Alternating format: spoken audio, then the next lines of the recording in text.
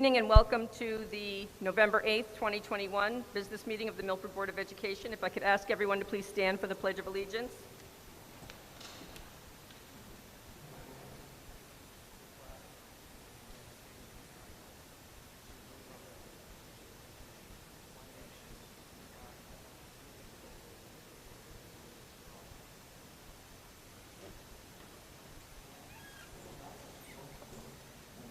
Thank you. I just have some housekeeping items to go over before we have our roll call. In compliance with Governor Lamont's executive order and the Commissioner of Public Health's rules for school buildings, attendees are required to wear well-fitted face masks that completely cover their nose and mouth while inside the school building, regardless of their vaccination status. This includes during public comment. Spare masks are available for those who need one. Please exercise social distancing while inside the school building. Auditorium seating is set up to provide a 6-foot distance between attendees who are not immediate household members. Restrooms and hand sanitizers will be available for meeting attendees. To reach the microphone for public comment from the far side of the auditorium, public comment microphone is up here. Please walk to the back and around the PA control desk. We thank you in advance for your cooperation in promoting a safe and healthy environment for this meeting. And we'd also like to thank the Jonathan Law staff, our tech support team, and the administration for working so hard to provide meeting space for us. Ms. Griffin, do you have a roll call, please? Adam DeYoung. Here. Megan Doyle. Here. Andrew Fowler. Here. Rita Hennessy. Ms. Hennessy is excused. She's not feeling well tonight. Emily McDonough Souza. Here. Warren Pulowski. Present. Una Petrosky. Betsy Ratner. Here. Cindy Wolf Boynton. Here. And Susan Glennon. 9 members present. Thank you. Next item on the agenda is student reports. I believe foreign is first tonight. We have David Gaetano and Arzu Gaizag.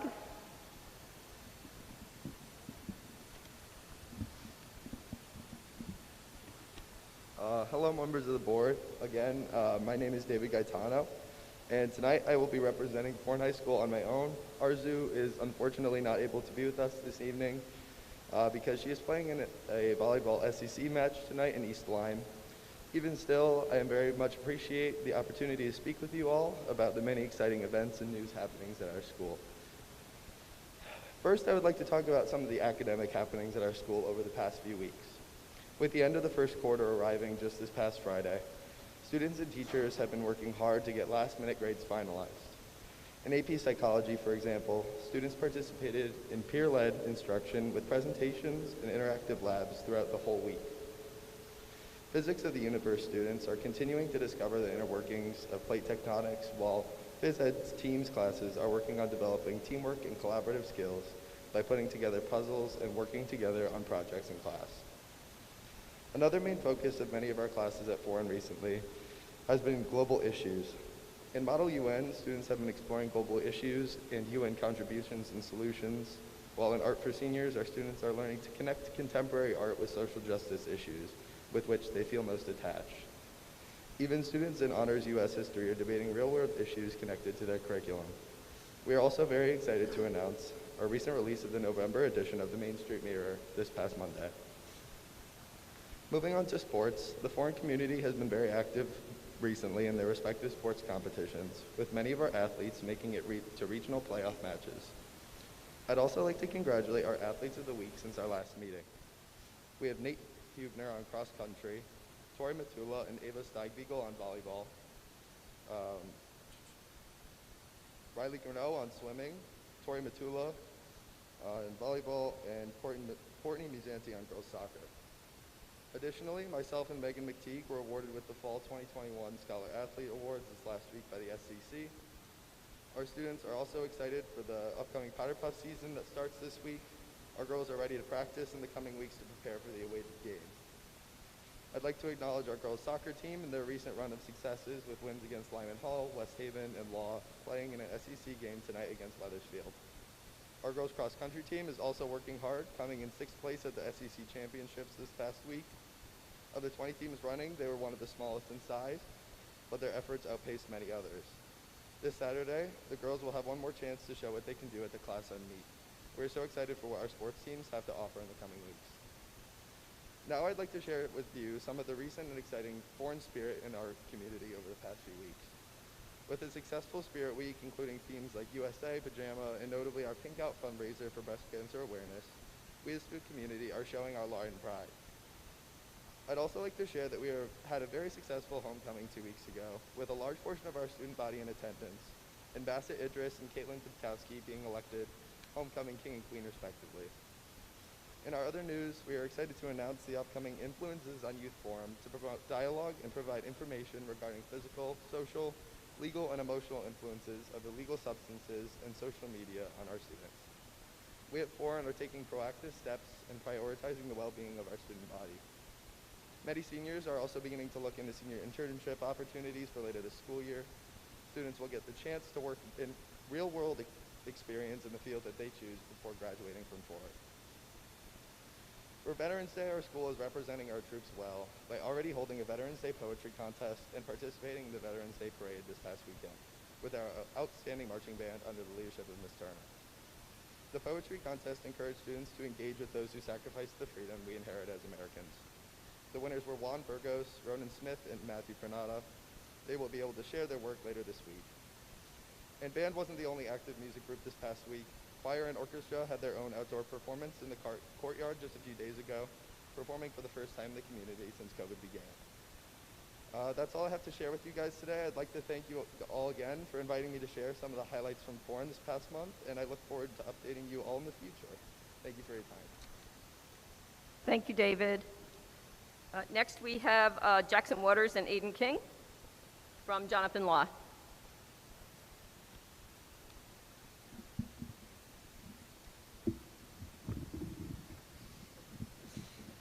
Thank you and good evening, board members. It is a pleasure to be with you once again for our monthly review. As always, I'll start tonight with some law-amazing news. This month marked the introduction of our brand new principal, Mr. Brian Darcy, who is welcomed by our school staff and students alike. We are excited to have Mr. Darcy at our school, and we are excited for the years to come. This past Friday, we held our homecoming dance, which turned out to be a major success. Law will be working in conjunction with Foreign to plan future dances, celebrations, and other school-related events. In academics, the TLC checked out almost 900 books so far this year. More than 200 students visit the TLC every day for support center, book checkout, tech support, and group or individual study time. The support center is continuing to aid students with college essays, extra instruction, and studying in each of their classes. During professional development this past week, the English department welcomed Kate Roberts to learn more about combining whole class novels with student choice novels and student-centered teaching. In law sports action, the girls volleyball team finished the regular season with a 14-6 record. They are currently playing in their first round of the state tournament against St. Joe's as we speak. Avery Fitzgerald and Paige Jolly earned all SEC honors. Boys soccer finished the regular season with a 14-1-1 record. They earned the 4 seed and will compete against Cromwell in the first round of states tomorrow. Lex Edwards, Jada Maiwota, Jackson Waters, and Marcus Dostal earned all SEC honors. Head soccer coach Mike Gruber earned SEC Coach of the Year. Girls swim and dive had an excellent season competing in states. Law's McKenna Sharp won the SEC Diving Championship. The football team currently holds a 5-2 record and will face Hamden on Friday. Both the girls and boys cross-country team performed exceedingly well this year, with Liam Fettigan and Claire Moulton both going All-SEC and All-State. Claire is Law's first ever All-State girls cross-country runner. Now on to school counseling and college and career. This week will be the annual military week, a time when the students and their families can schedule a virtual meeting with any branch of the military to learn about joining the armed forces post-high school. The annual Influences on Youth Forum for grade 9 students and families will be available for virtual viewing on November 15th to 19th. This important event is made possible through our partnership with the Milford Prevention Council. This Thursday on Veterans Day, students at Law will be exploring a choice board during their advisory period. Thank you for your time tonight. Thank you, gentlemen. So as always, students, thank you so much for reporting to us this evening. You're free to head out if you so choose. Okay, next item on the agenda is public comment. I'm going to remind everybody the public comment microphone is on this side. Speakers may offer objective comments about school operations and programs. The board encourages speakers not to express personal complaints or defamatory comments about Milford Board of Education personnel or any person associated with Milford Public School System. Security issues and matters relating to negotiations and grievances will not be permitted. Consistent with the principles of the Federal Education Right to Privacy Act, discussion of students is prohibited absent parental waiver. Public comment does not allow for two-way conversation between speakers and the board, but we welcome and appreciate your comments and opinions, and all will be taken into consideration.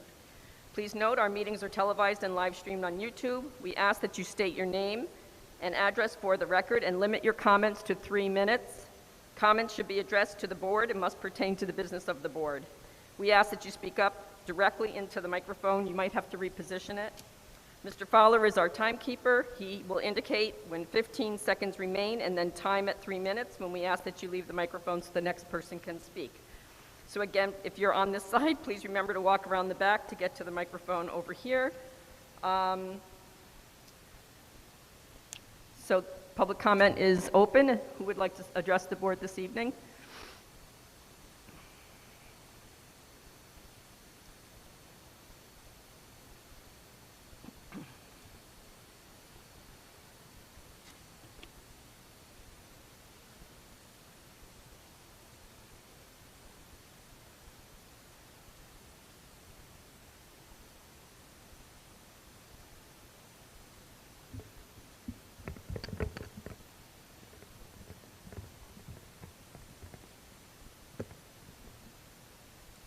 My name is Dolores Hannon, and I live at 110 Beach Avenue, Milford, Connecticut. Good evening, everyone. And I'd like to congratulate all of you who have won the recent elections. These are positions, and they're volunteer positions, and I appreciate the amount of time and effort that you give to do the work, which has become increasingly difficult during this pandemic. The Republican Party needed candidates for the Board of Education in my district, and I agreed to ask my friend Raquel Benessi. I am not a political person by nature, but it seemed important to serve the city at this time and possibly provide the board with any help or guidance. So I joined her on the ticket. Education has been my profession and my life's work, as well as Raquel's. I think together we figured out had about 70 years experience. Yikes. During this campaign, I worked very hard to get prepared. I read and researched, reviewed Milford's Board of Ed meetings. I spent countless hours speaking to people in the field of education, on boards of education, called Connecticut politicians and politicians in other towns, cities, and states. I asked questions, but mostly I listened. This board, voted in 2020 on a resolution to make Milford Schools a progressive school district, which will focus on anti-racism, social justice, and equity. On the surface, this sounds wonderful. Really, nobody could see anything wrong with this. It's inspirational, praiseworthy. We all want racism to end, to help create a society that's socially just and allow individuals to be given what they need to become successful in life. I've always said every student needs an IEP. I agree with the end goals, not the means. It's the methodologies which are starting to unfold that are becoming very concerning to me, especially regarding young children. I know many of you on the board, as well as the administrators. I know you only want the best for our children. I think you might not have understood how this progressive school would look in the classroom or in the home when you voted on it. I cannot get into that tonight, but I urge you to make connections with your Milford community before going any further. Most people I spoke with during the campaign did not know about this new resolution, especially since it occurred during COVID. And a good portion of taxpayers, parents, teachers, and even students do not agree with the types of strategies that are being used in the classroom. You say you're not teaching CRT. I agree with that. This theory is only taught at the university level. It's very complex. However, the tenets, principles, and dogmas of it are being used. Yes, couched in a different language. Confusing to all, but still the same. 15 seconds. This educational change has required you to hire a new supervisor for approximately $150,000. She will be overseeing the implementation of this belief system into the curriculum. The federal government has set aside $6 billion of our taxpayers' money for CRT. I would like to submit a request to this Board of Ed that you reconsider, modify, or possibly rescind this particular model to help you attain your virtuous goals in this district. Thank you. Thank you.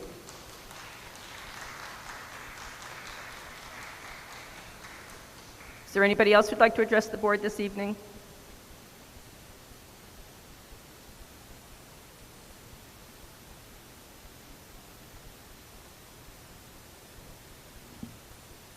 Hello. Thank you for letting me speak again. I've spoke to a lot of you, and I just kind of said to myself, until things change, I'll just be that person that comes to every single meeting, and I'll just continue to stand up for what's the best for my children. My name's Erin Coyle. I live at 55 Commodore Place. I went to Milford Public Schools. My husband went to Milford Public Schools. Both of my parents graduated from Milford Public Schools. My grandparents actually settled in Milford from Ireland because they loved Milford. So it's safe to say, my girlfriends joke, they say I should be the mayor. I love Milford. I never in a million years thought that I would be paying and sending my kids to Catholic school. But I did pull my kids out of school, out of public school, and they do go to St. Mary's now, which is bittersweet. I love the school. It's great, and they're thriving and they're happy, but it does make me sad because we're huge advocates of public school. So I don't say this to be a bully, but it should upset every single one of you that someone like me did pull my children out of school. And I know you're not the health department, I understand that, but you have a greater impact on the health department than someone like me could. So did you guys go to the Veterans Day parade? Did anybody see that the only people masked in the whole parade were both of the town high school marching bands? I looked around, I was like, where the hell is Ashton Kutcher? This can't be real. They were playing flutes with freaking masks on, guys. So the point is, we didn't know, 2 years ago, we didn't know what we know now. We had to do certain things to protect kids. But St. Mary's was 5 full days since last September. Orange was 5 full days. And I did find it offensive when you would send emails talking about science and metrics. Like, does she think we're stupid? St. Mary's doesn't have different science. Orange can't have different science. They're 5 minutes away. Why were we not 5 full days? Why did we not take the millions of dollars in funding and put air scrubbers on our air conditioning systems and our heating systems to kill viruses like I did? I'm just a small business owner and I did it. Bridgeport did it. Their kids were in school. There could have been things that we could have done. And I don't think that I can ever get over that those kids were not 5 full days last year. I have a hard time with the amount of money that this city has that we didn't make it work. I really think we failed them. And then on top of it, instead of focusing on getting the kids 5 full days, my 6-year-old came home in October with a packet asking him to draw a self-portrait focusing solely on his race, and then asking him to talk about how he feels being white. He's 6 years old. I've never even said to him that he's white. He doesn't even know what that means. And I've talked to you, Dr. Kataya, about it, and I just don't get anywhere. So I will continue to be the loudmouth mom. Someday I'd love my kids to be back in public school. Please, you're supposed to be the liaisons between us and the school system. You're dropping the ball, guys. Please, help us.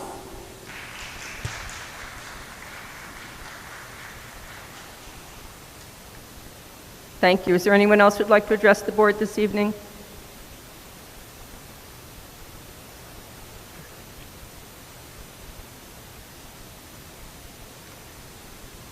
Hi, good evening. Renee Casey. I'm at 31 Riverside Drive in Milford. I just wanted to say that I appreciate the time and effort everybody took into running a great campaign so that we could all get our opinions voiced. I'm disappointed that the board still has not changed in its distribution and doesn't seem to represent the people. I'm here to speak for the several thousand voters who voted for change but were disappointed. But we will still be vigilant. We will be watching and interacting with the board as much as we can, as we should. And I hope that we'll continue to be cooperative in our efforts to make our school system the best that it could be and get our enrollment up. I think the product of any good business is a good way to determine the success of the business. And if the Milford enrollment is down and people are enrolling their little ones in private school, Catholic school, or if they're homeschooling, it means that something is wrong.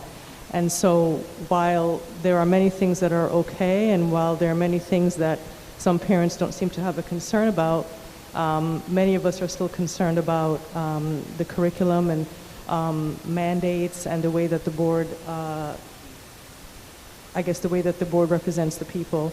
So we just want to let you know that we're here, and we'd love that open conversation, and we'll be here to ask questions and to add our opinions.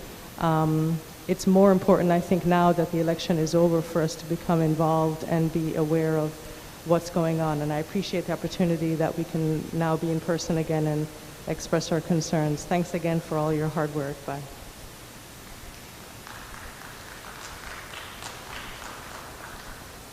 Thank you. Is there anyone else who'd like to address the board this evening?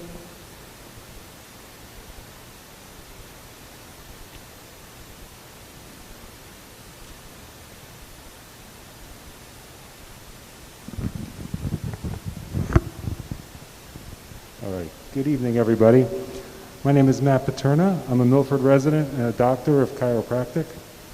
I care for thousands of people in our community, many of whom are your teachers and students. I spent the past 18 years fighting hard for medical freedom and parental choice. I've testified dozens of times in Hartford and have over 10,000 hours of study on this topic.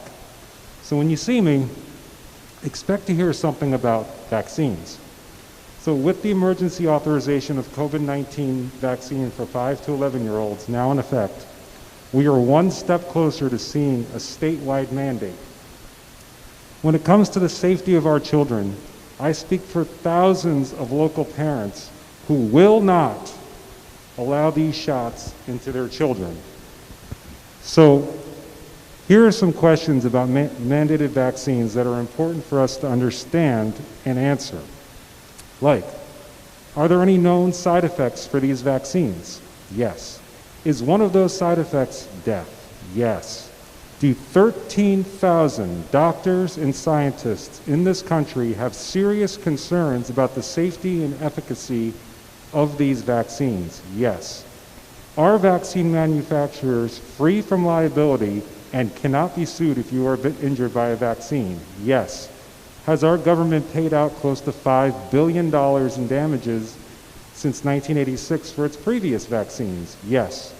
Do as few as 1% of vaccine injuries ever get reported? Yes. Is there a reporting system for the side effects and deaths?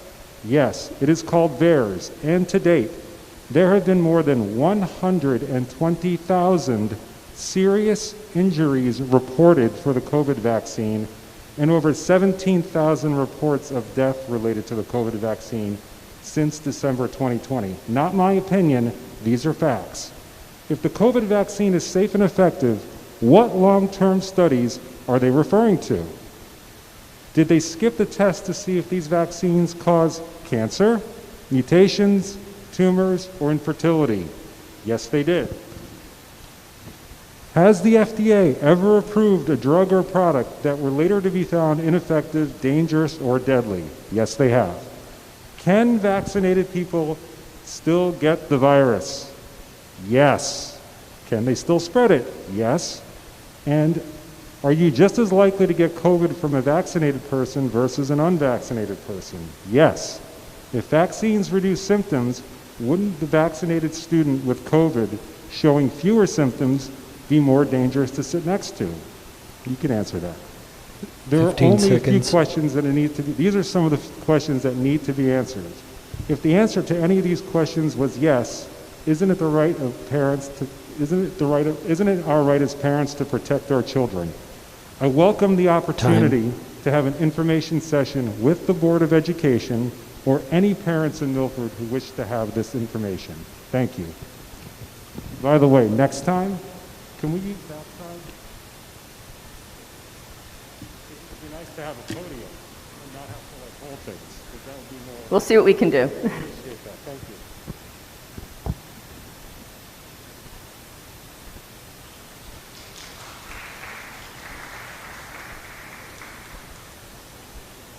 Is there anyone else who'd like to address the board this evening?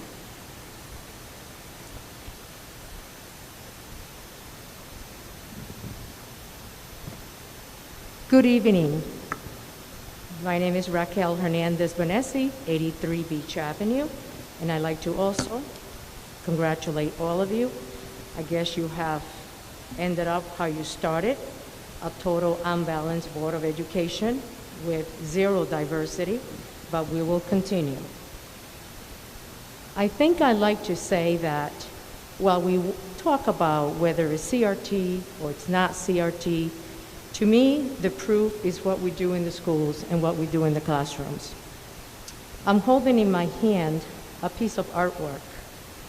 The piece of artwork has a very beautiful white woman in a beautiful gown. This was obtained from a YouTube. And the open-ended question goes like this. Art helps highlight what's worth appreciating. What is the art we see? What if the art we see leaves out something, someone, or a group of people who are worth appreciating? When you think of art, do you think of people of color? And people of color have a capital P and a capital C. Is this a way to approach curriculum and to teach children about Afro-American cultures? Don't we know how to better get materials that are going to teach children the influence of artwork here in the United States, the influence of great artwork in the Caribbean, the influence of great artwork within Africa? Is this how we go about it? The relationship that a person has with art is very personal, first of all. This type of assignment is intruding upon the artist's creativity. A beautiful female white body. I think there appears also to be a microaggression while tokenizing people of color in a minority quota kind of way. Because if I was African American, I would not like this being taught in a classroom. What kind of way are we carrying out the curriculum now? Are we going to patronize and continue patronizing white folks? Let me tell you that now that you have a great world language curriculum from kindergarten and up, the world language teachers have been equipped for many years on how to teach communication and culture, comparisons, community and connections. I urge you to look at it from that perspective. You have world language teachers that practice those 5 C's. It's called 5 C's and standards in world languages. And of course, I don't have time to bring you to the second assignment, but I'll give you the title, Progressive Ideas Checklist. And it's a list. Time. Thank you. Maybe next time. Thank you.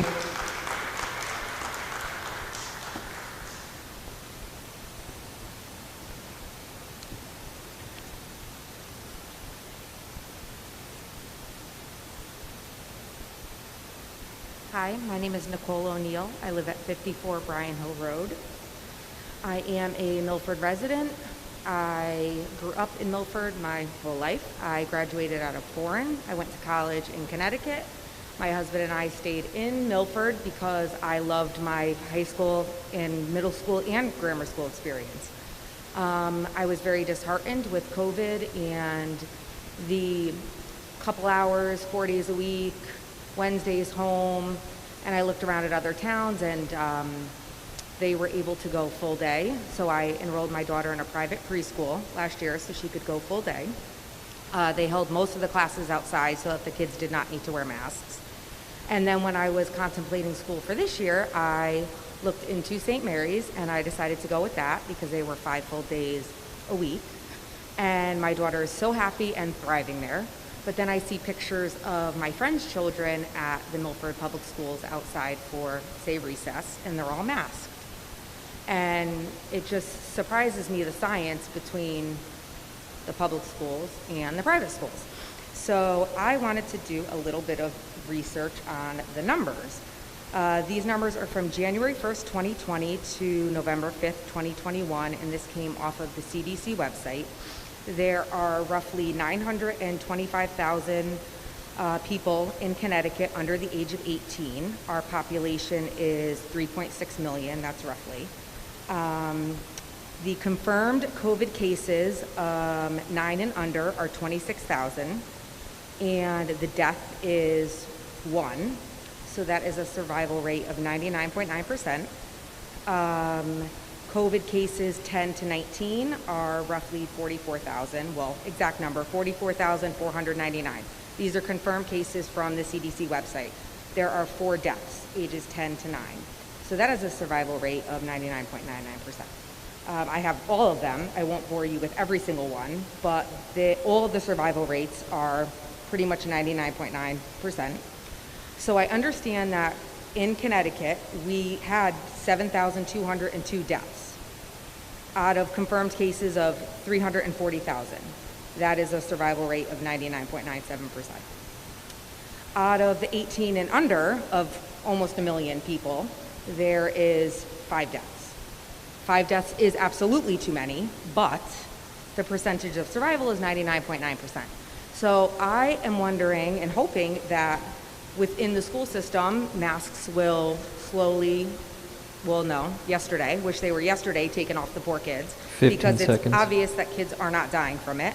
And now with Lamont's new order, I'm hoping that Milford Public Schools adopts that for people so that they can just watch to see if children or adults, teenagers within the school system, actually have symptoms so that they can continue to get their education.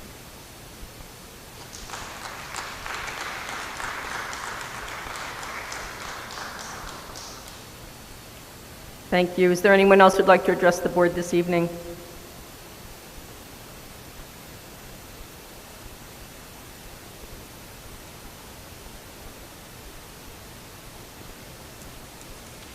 Okay, seeing none, I'd like to thank everyone for taking the opportunity to come out and voice your opinions tonight.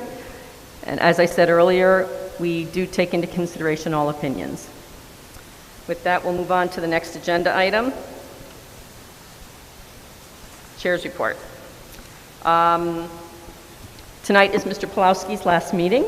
So Warren, I just want to thank you for your 4 years of service and your contribution to the board and to Milford's young people. We will miss your always measured input and especially your editing strengths at policy readings, which has come in very handy. We wish you good luck. November 15th is the swearing in of the new board at Parsons. On the 22nd of November, our board organizational meeting will be held here at Jonathan Law, followed by a special meeting for orientation. And on December 8th is the first business meeting of the new board.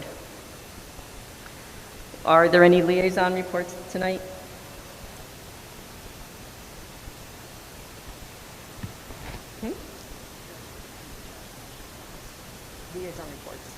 Liaison reports. Ms. Ratner. Milford Prevention Council had its annual meeting. It was very powerful. It was a training session with Tall Cop Says Stop. You could check this out yourself, tallcopsaysstop.com.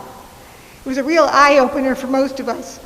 They're marketing, as many of us know, drugs to our children in every common kind of item that you might find at CVS, Walgreens, Walmart, dollar store. And it's an enlightening awareness to notice that these products in quantity can do incredible harm. So I think it's wise for all of us to arm ourselves and to learn as much as we can. So I was glad that they had this workshop and that you can access it online. Thank you. Thank you, Ms. Ratner. Any other liaison reports? Mr. Fowler. Yeah, just a comment. The Permanent School Facilities Building Committee approved several items which are coming up later, so I just want to give you guys a heads up on that. Mr. Riccitelli will be talking more about it. Thank you. Any other liaison reports? I did meet with PTA Council this month, last month, and Dr. Kataya also attended, so she filled them in on some of the school district initiatives, and I just reviewed with them some of the items that we had addressed as a board. They do have a small group, a representative group of PTA parents that are meeting with principals and Mr. Smith and other administrators just to talk about family engagement and kind of reintroducing and reimagining things that might be done differently as we approach a post-COVID world, and as parents and other members of the community are able to get back into the schools. So they're meeting periodically to discuss the next steps. And with that, I will turn the meeting over to Dr. Kutaya for her superintendent's report.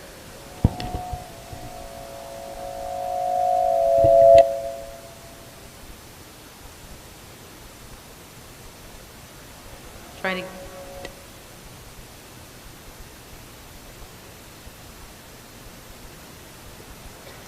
No. Let's try it again. We're getting some feedback here. Blessing will walk as fast as he can. If I could have a moment of privilege before I start the report. Certainly. The administration and our school district would like to extend our great appreciation to Mr. Warren Pulowski for his 4 years of service here on the Board of Education. Mr. Pulowski, all throughout these 4 years, we have partnered with you to oversee the best interests of our young people. I will tell you that as you tell stories occasionally about your son and daughter, it really brings to light that you approach this not only as a community member with an eye on all children, but through the lens of being a parent as well. And I think that really makes it a powerful place for a board member to look through the eyes of a parent as well as a community member to do the best you can to bring about great things for our young people. So we want to say thank you for your service. I appreciate and will miss how thorough you are on dotting all the I's and crossing all the T's literally on lots of documents that we share with you. So thank you for that. And we are so grateful for your service. We just have a little token of our appreciation for you.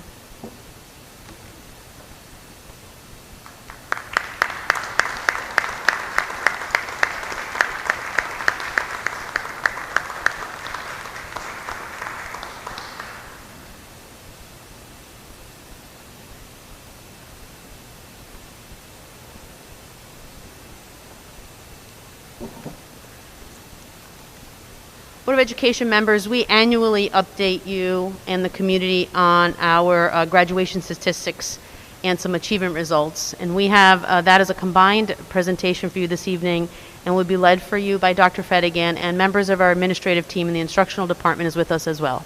Dr. Fedigan? Good evening, members of the board. Thank you, Dr. Kutaya. Members of the board, thank you for allowing us this evening to share with you our 2021 student achievement results. Our instructional supervisor team is here with me tonight, and I want to thank them as well as our staff and our families who are great partners in the work, especially this last year in teaching and learning, for the data that will be shared with you this evening. So tonight, our hope is to share student achievement results with you that extend beyond the standardized assessments that are traditionally shared during this annual report. You know those to be those assessments that are administered in grades 3 through 8 and 11 in English language arts and mathematics, as indicated by our Smarter Balance assessment, SAT, and also the NGSS assessment for science. We typically during this annual report share results of the AP exam. We'll share with you tonight results from those assessments, but also our aim tonight is to share with you additional student achievement results to hopefully build for you a stronger, more thorough context of student achievement and how we'll define that in Milford Public Schools. This should give you a better, I think, stronger appreciation for how we are having students demonstrate vision of the learner and how we will continue to do so as we move forward as a school system. Looking at the student achievement results for any one year could be like picking up a book, right? You pick it up and you look at chapter 4 and you wonder what happened in chapters 1 through 3. That's why we need to look at these results and any results in student achievement in a greater context. You also know that after chapter 4 comes the rest of the book. We know that we have students and families growing big dreams in Milford Public Schools, so we want to talk together about how we'll work to continue to strengthen teaching and learning in Milford Public Schools to develop those opportunities for our young people and their families. So again, building context of student achievement is about thinking about the multiple measures we have available to us to really indicate how our students are performing today and how we are preparing them to be ready for tomorrow. I thought it would be helpful to have a little bit of a history lesson. When we think about educational reform and educational policy, most of us know about 1965, the Elementary and Secondary Education Act. More recently, No Child Left Behind, where there was greater measure for accountability on school systems.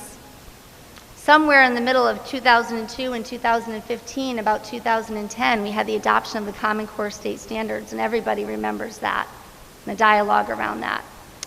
Even more recently, the Every Student Succeeds Act is something that most of us can refer to. But the dialogue around standardized assessments that we have today and in recent history is really not new. See, we've been talking about standardized assessments and their role in public school education for nearly 200 years in some pretty similar ways. I thought it would be really interesting to point out,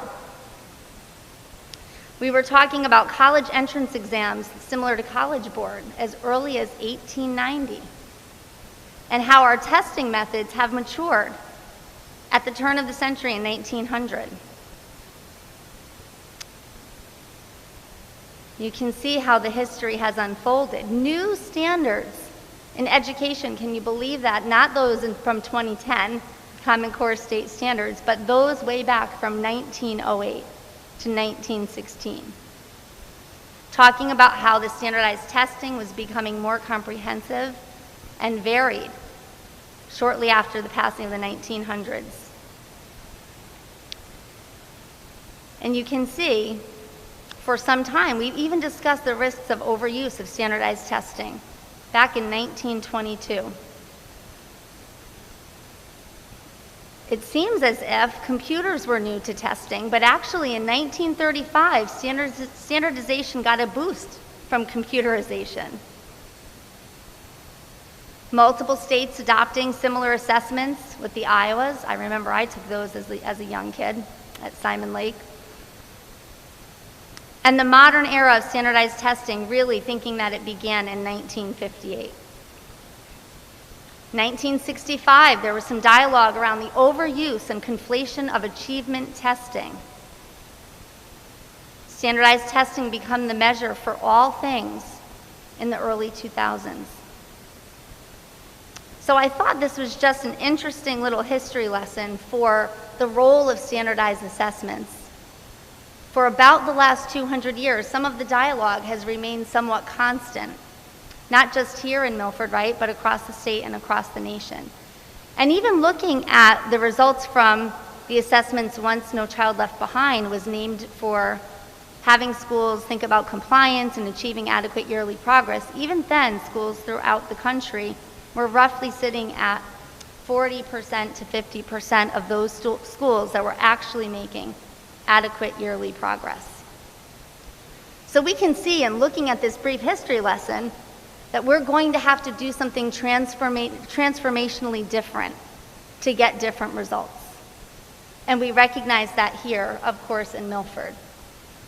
If we take a look at the Connecticut Mastery Test, and I know there are many of us here in this room that will remember that, this shows just a few years, a sample of 2010 to 2013, where our scores were pretty flat. I know I have heard Dr. Kutaya use that word as a descriptor before. In math, for those students that were at or above goal in grades 3, 4, and 5. Similarly, in the area of reading. And when our standards changed in 2010, we made that shift to the standards aligned assessment in SBA, as we know it, the Smarter Balanced Assessment. And this data on this slide is not new to you, board members. This is something that Dr. Kutaya recently shared when we revised our district goals. And I can remember her saying at that time, these scores, like those from earlier SBA scores and Connecticut Mastery Test, are somewhat flat. And we recognize that we have some improvement to make in this type of measure. But in rewriting those district goals, she indicated that we would need multiple measures to truly assess our students' progress toward vision of the learner. And that's one of the things that we're looking forward to talking with you about tonight. You see, the Smarter Balanced Assessment, PARCC in some states, but for us in Connecticut, Smarter Balanced Assessment, is an improvement over the traditional tests like in Connecticut Mastery, where it was a standardized assessment, multiple choice measure. It's a little bit of an improvement, you know, many of you on the board have heard us talk about before, because there is some level of performance task on that assessment. But if you look at this quote from 2013 in the Washington Post, we recognize here and throughout educational research really that even though the Smarter Balanced Assessment is an improvement over a traditional measure, a traditional multiple choice test, it's ultimately not enough of an assessment for deep learning. It's not enough of an assessment to improve classroom instructional practices. And if you look at this graphic here, the best explanation for that is the traditional test, right, a multiple choice measure, doesn't necessarily show us what students are thinking when they select a forced response. It doesn't provide ample opportunity for students to evidence their learning. You can see SBA, PARCC is what some states use, similar to Smarter Balanced Assessment, in that second column. Our goal in our school system, and we've explained this before, will continue to be to develop assessments for deeper learning that are aligned to our curriculum and that reflect authentic tasks. That's at the heart of our model for high quality instruction. And you can see some examples there. Assessments for deeper learning really include, portfolios, allowing students to present their work in multiple modalities. So this presentation that we share with you tonight will continue to evolve over time. As a teaching and learning department and as a community at large, we explore additional measures for students to show what their progression of learning is along the vision of the learner. Dr. Kutaya recently also shared with all of us when we were revising our district goals, this concept of leading and lagging indicators, right? I remember the example she gave. She said, it doesn't do much good when you stand on a scale and you just look at the singular number every time, right? It's kind of a summative answer. That doesn't help change what the number is going to be tomorrow. Those are the leading indicators. That would be like eating right, getting exercise, sleeping well. So as a school system, we want to think about from a teaching and learning perspective, what are the leading indicators for our work to support and drive student achievement, not only the lagging indicators that might be viewed from a summative assessment measure. Looking at those lagging indicators is important because it does help us inform instructional decision making, curriculum decisions, but we can't focus too much there. For one, we don't get the results until after the students move on to the next grade, typically. We have to get very good at recognizing and designing and engineering leading indicators, those types of tasks and assessments in the classroom that will allow us an opportunity to do something about it in the moment when the student is in front of us. I wanted to remind our board of our mission. This is not a new mission. It's certainly still in line with the recently revised goals of our school district. There's certainly an effort to ensure that our students will master reading, writing, and numeracy, but we know to prepare our students for their today and future careers and journeys in college and university and beyond, it will need to move beyond that. We'll really have to support our students in developing those other skills and dispositions that are outlined here in our mission statement and also reflected in our vision of the learner. You've heard Dr. Kutaya also mention, and actually members of our teaching and learning department several times, the 3 legs of our stool. These are our priority areas that really drive our focus and our efforts in the teaching and learning department. So thinking about our district goals, thinking about the backdrop of a rigorous, aligned curriculum, standards-aligned curriculum that's responsive to our students and implemented through a model of high-quality instruction. This is what we focused on most recently as a school system when we had that district coherence and capacity review. I know you board members remember that. From that coherence and capacity review, we learned that we needed a singular focus to support teaching and learning. And I think now you would agree that we have that through our district model of high quality instruction that supports the implementation of our curriculum. We only really had this in place, these strong priorities to support teaching and learning, for about a year, where we were really focusing on what happens in the classroom between teacher, student, around content, around our strong curriculum that we're revising. And then this happened. We had a window of time where our schools were closed, where we had modified school day.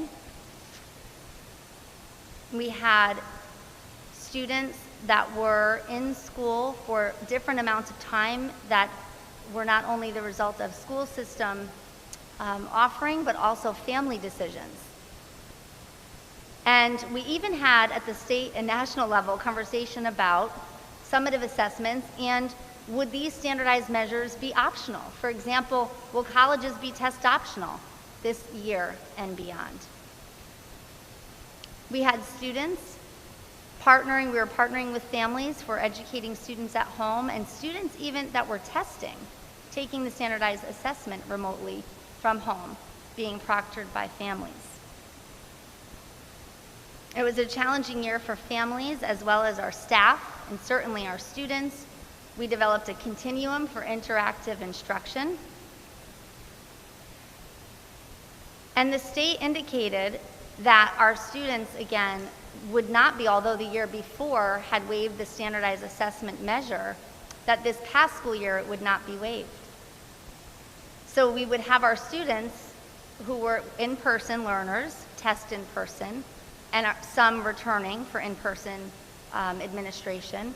And then we had other students who had not returned yet to school who would be administered the assessment at home through remote proctoring. So there was a lot of new learning last year in the way of implementing curriculum, supporting instruction, and even how we would administer assessments well for all students and support families. So tonight's sharing, you've seen this slide before, will include, as I indicated earlier, these standardized measures, but it will include some others that we think are critically important in really demonstrating students' progress toward vision of the learner. So not only are students demonstrated learning in Smarter Balance Assessment and SAT, the NGSS assessment and advanced placement, but through some of these other pathways that are also critically important for the whole child. So we'll share with you some student achievement results in fine arts, college pathways, and what some of our students' post-secondary plans are. You've also heard Dr. Kutaya start to mention Milford measures. So we want to start to have a wider definition of what do we mean by Milford measures beyond just the typical traditional standardized assessment. As a quick reminder though, for those of you who may not recall from the last presentation, because again it was waived, Smarter Balance Assessment was waived the previous year. SBA is what we refer to as the Smarter Balance Assessment. It's typically administered in the spring. This past year it was in fact administered to in-person and remote learners in grades 3 through 8. It is online and computer adaptive, although we thought again that standardized tests got a boost in 1935 because of computerization. They also got a boost, almost 100 years later with this assessment. There are 4 achievement levels. It's administered to assess students in English language arts and mathematics. And the individual school and student score reports are not released until September, October of the following year. So a student's score report from 3rd grade doesn't come out until they're already seated in a class as a 4th grader. SAT is, many of us here in this room took the SAT, right? You can remember those days. It's a College Board entrance exam. It's our required standardized assessment for students in grade 11. It's administered in the spring. Traditionally has been a paper and pencil test, but in the year ahead, spoiler alert, it will also be computerized. It's administered in English language arts and mathematics. There are 4 achievement levels, and it's grounded in literacy through the content areas. Something important to keep in mind, again, this is not a new slide. This was shared at the last sharing of student achievement results for standardized assessments and beyond, is the notion that standardized assessments do help us. As a school system, they should help us to consider student achievement, most importantly, student growth, providing information about program evaluation and improvement efforts for our school system, and how our students are developing in some skills. There are some limitations, though, not just those that we've learned through 200 years of educational research and reform policy, but additional limitations that seem pretty commonsensical. That the tests are imprecise.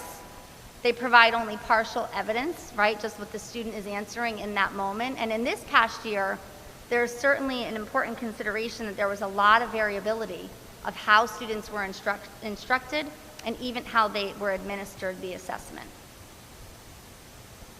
So let's take a look at mathematics. It's really important to note that this year, I can give you kind of a broad brush stroke. Across the state, we did see, not just in Milford, across the state, a decline in scores. And there was a more significant decline in mathematics than in English language arts. It's also important to know that on these slides that follow, these scores are aggregate scores. So they represent our students that were in-person learners, as well as those who were hybrid or remote. And additionally, these are aggregate scores that represent students that tested in person and also at home. In grade 5 mathematics, something that we know globally we'll need to focus on in the year and years ahead is grade 5 mathematics, operations, and algebraic thinking. That had a lesser decline than the other tested areas. So this again will help us determine where in fact might we need to look globally at curriculum to respond to our students' experiences in the past year. In the middle school grades, this represents again students that are performing at or above goal. And we know that in all areas, all grade levels, but especially grades 6 through 8, our students, the one area where they tended to do fairly well was on statistics and probability. So Mrs. Swanson, I know, is working with the coaches and the curriculum and teaching and learning team to think about curriculum response. Again, this is only one measure, so we want to keep in mind other areas of student performance in the classroom to really inform our curriculum and instruction moves in the year ahead. This does indicate, though, when we think about these scores, how important it will be to continue to have a focus on acceleration in the year ahead. Grade 11, students are assessed in mathematics on the SAT. So this chart represents our grade 11 students that performed at or above goal, so a 3 or a 4. Let's have a look at English language arts.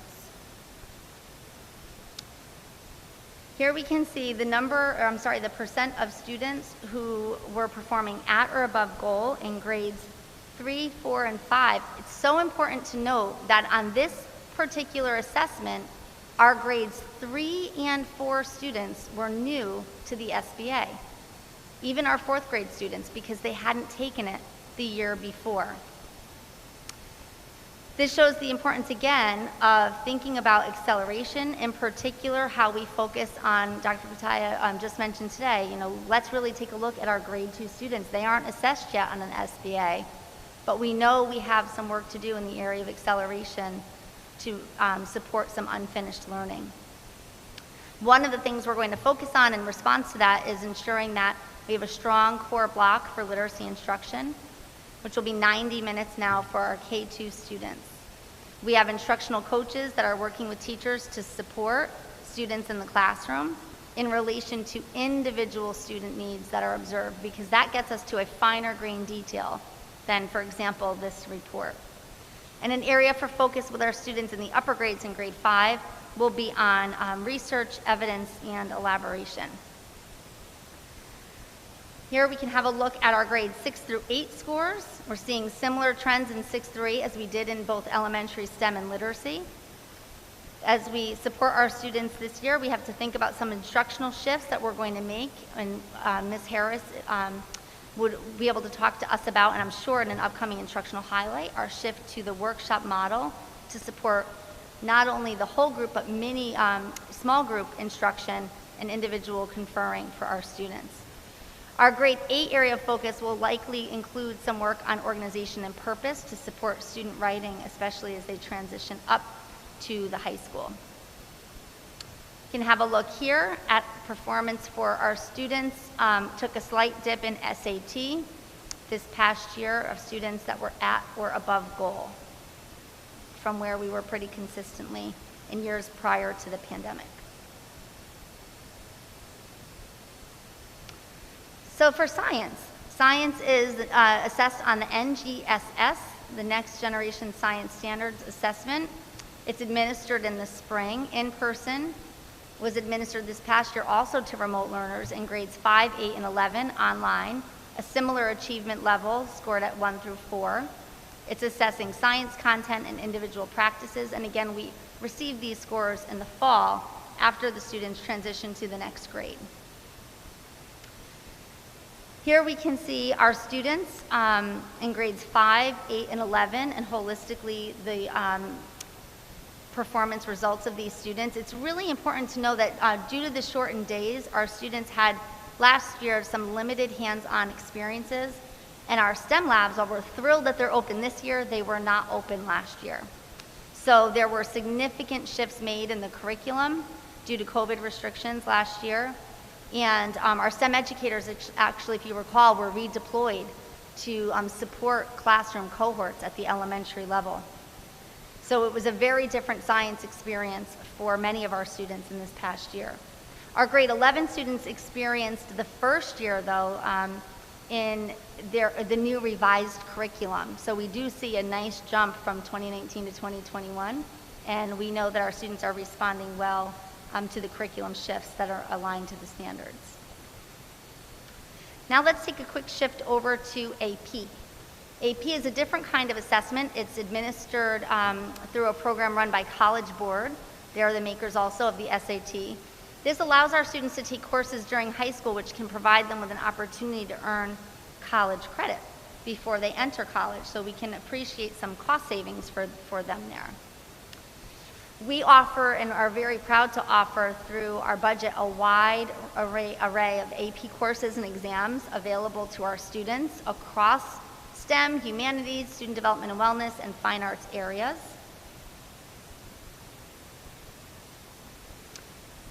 This slide shows the percent of our students who earned a 3 or higher on the AP exam across those that were offered. You might ask, why is that score important? And that's because, as you can see here, all public community colleges and universities will grant academic credits for students who earn a score of 3 or higher on any AP examination, with the exception of UConn. And we're also going to be exploring another option. We have ECE, which we'll talk about further in the presentation, possibly expanding that in the year ahead for our students. Here's our AP Scholar breakdown. So AP Scholar refers to the number of scores of 3 or higher on the number of AP exams a student takes. So if you just have a quick look at this, you can see that in 2020, the year before last, we realized our students, even during the pandemic, a nice jump in the percent or numbers of students, I should say, that were earning AP Scholar at each of those designation areas. And we are confident that that trend will continue. It's important also to think about, when we're talking about student achievement, the results of our multilingual learners.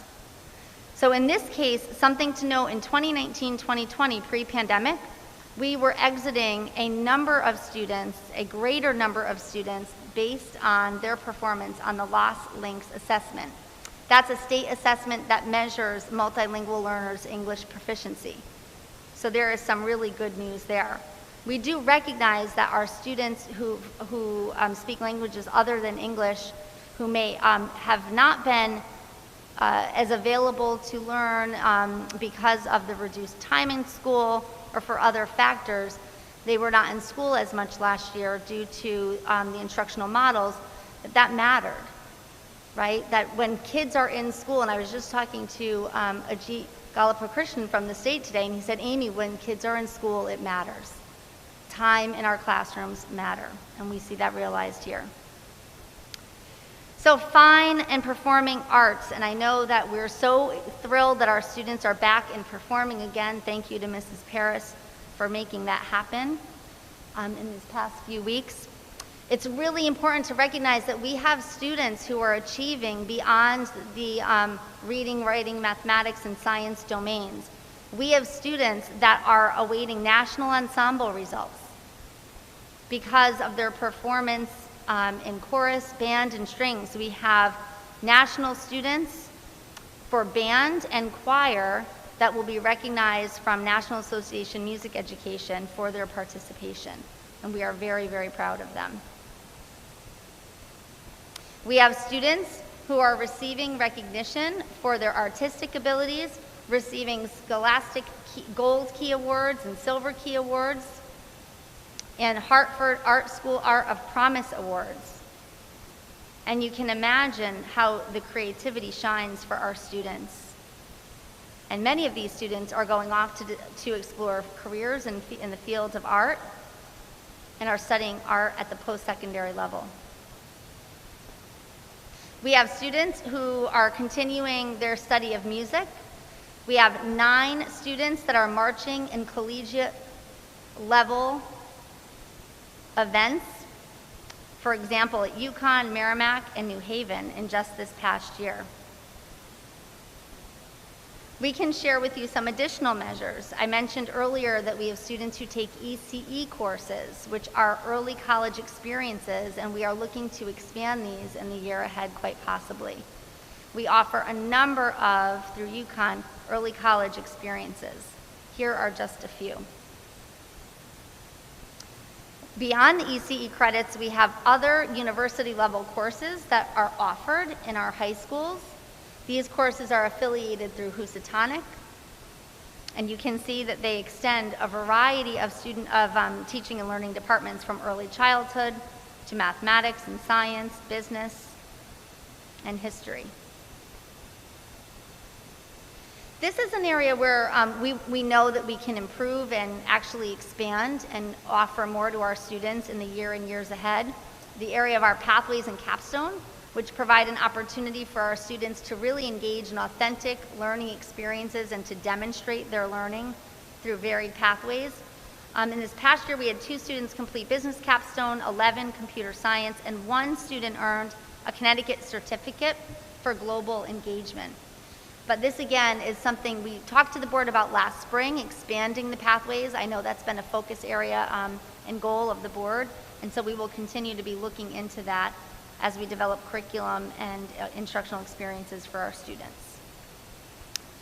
It's important to celebrate our graduation rate. So the year prior, we haven't, the state has not released the 2021 graduation rate officially yet, but we know that last year, all 12th grade students enrolled in our school system last year graduated, including 13 of our students who have received certificates of completion but will continue on with us through programming offered through special education services through age 22. Last year's group, we recognized 127 graduates with distinction, 129 with honors, and our class of 2021, despite the challenges of the pandemic, holistically over their 4 years, completed 33,740 hours of community service, and our community is better for it. We know that our Milford Public Schools vision of the learner demands that we really prepare our students for whatever pathway is chosen. And that's something that we're going to continue to focus on while students are with us and making progress through pre-K all the way through grade 12. But this slide has some information for you about our students and the multiple pathways that they're choosing when they finish grade 12 in Milford Public Schools. The vast majority of our students are choosing to attend four-year college, with some others two-year college. Some are jumping right into the workforce, and this past year we had one student who was accepted into the Naval Academy.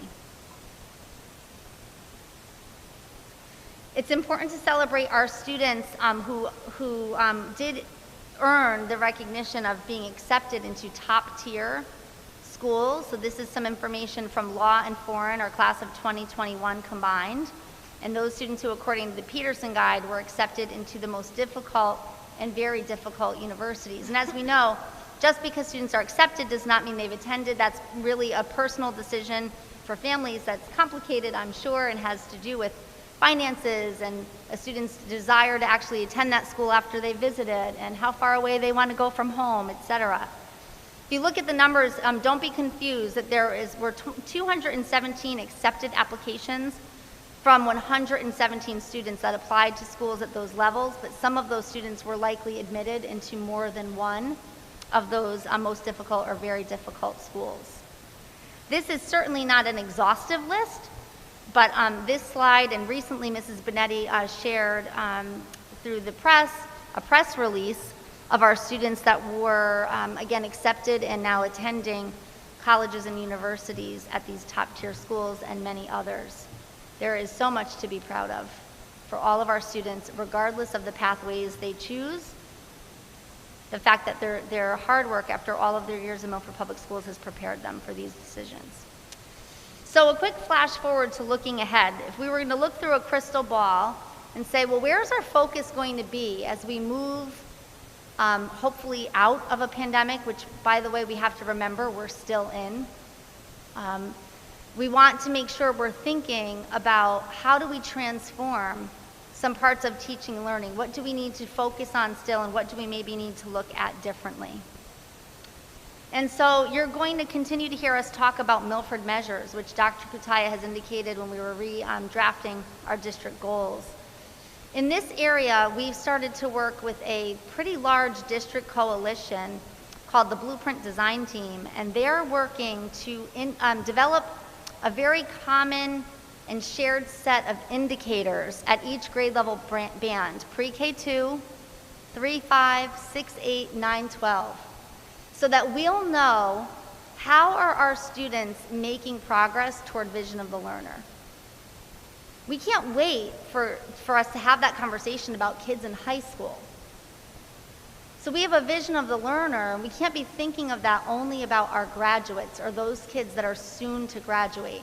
We need to get very clear on, in alignment to our curriculum, what do students need to be able to know in the way of knowledge and skills and dispositions, most importantly, pre-K 2, so we can say, how are they making progress toward that vision of the learner, and how do we know? That will help us tell the story more globally and comprehensively of teaching and learning experiences for our kids in Milford Public Schools. That will require us to maintain a very clear focus on the instructional core in thinking about developing curriculum that's aligned to the standards, the instruction that happens between teacher and student around a task. And remember, task, authentic task, is at the heart of our model for high quality instruction. So that will continue to be the focus of our work. This Blueprint Design Team, and certainly led by the Teaching and Learning Division across the department areas, will continue to look at, within the curriculum, developing authentic tasks, assessments, and leading indicators Remember, we talked about that before. Leading indicators so that we'll know the curriculum implemented through high-quality instruction, what can our students do as a result of that? And on this slide, you can see some representation of some types of leading indicators that will help to give us some measure before we're looking at last year's results, right, of how students are doing in the moment with curriculum and instruction so that we can react and respond and inform next instructional moves.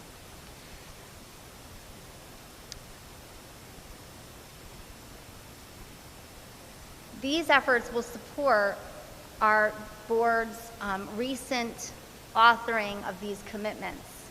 So as you know, Board of Education, we've recently worked together to craft some commitment statements.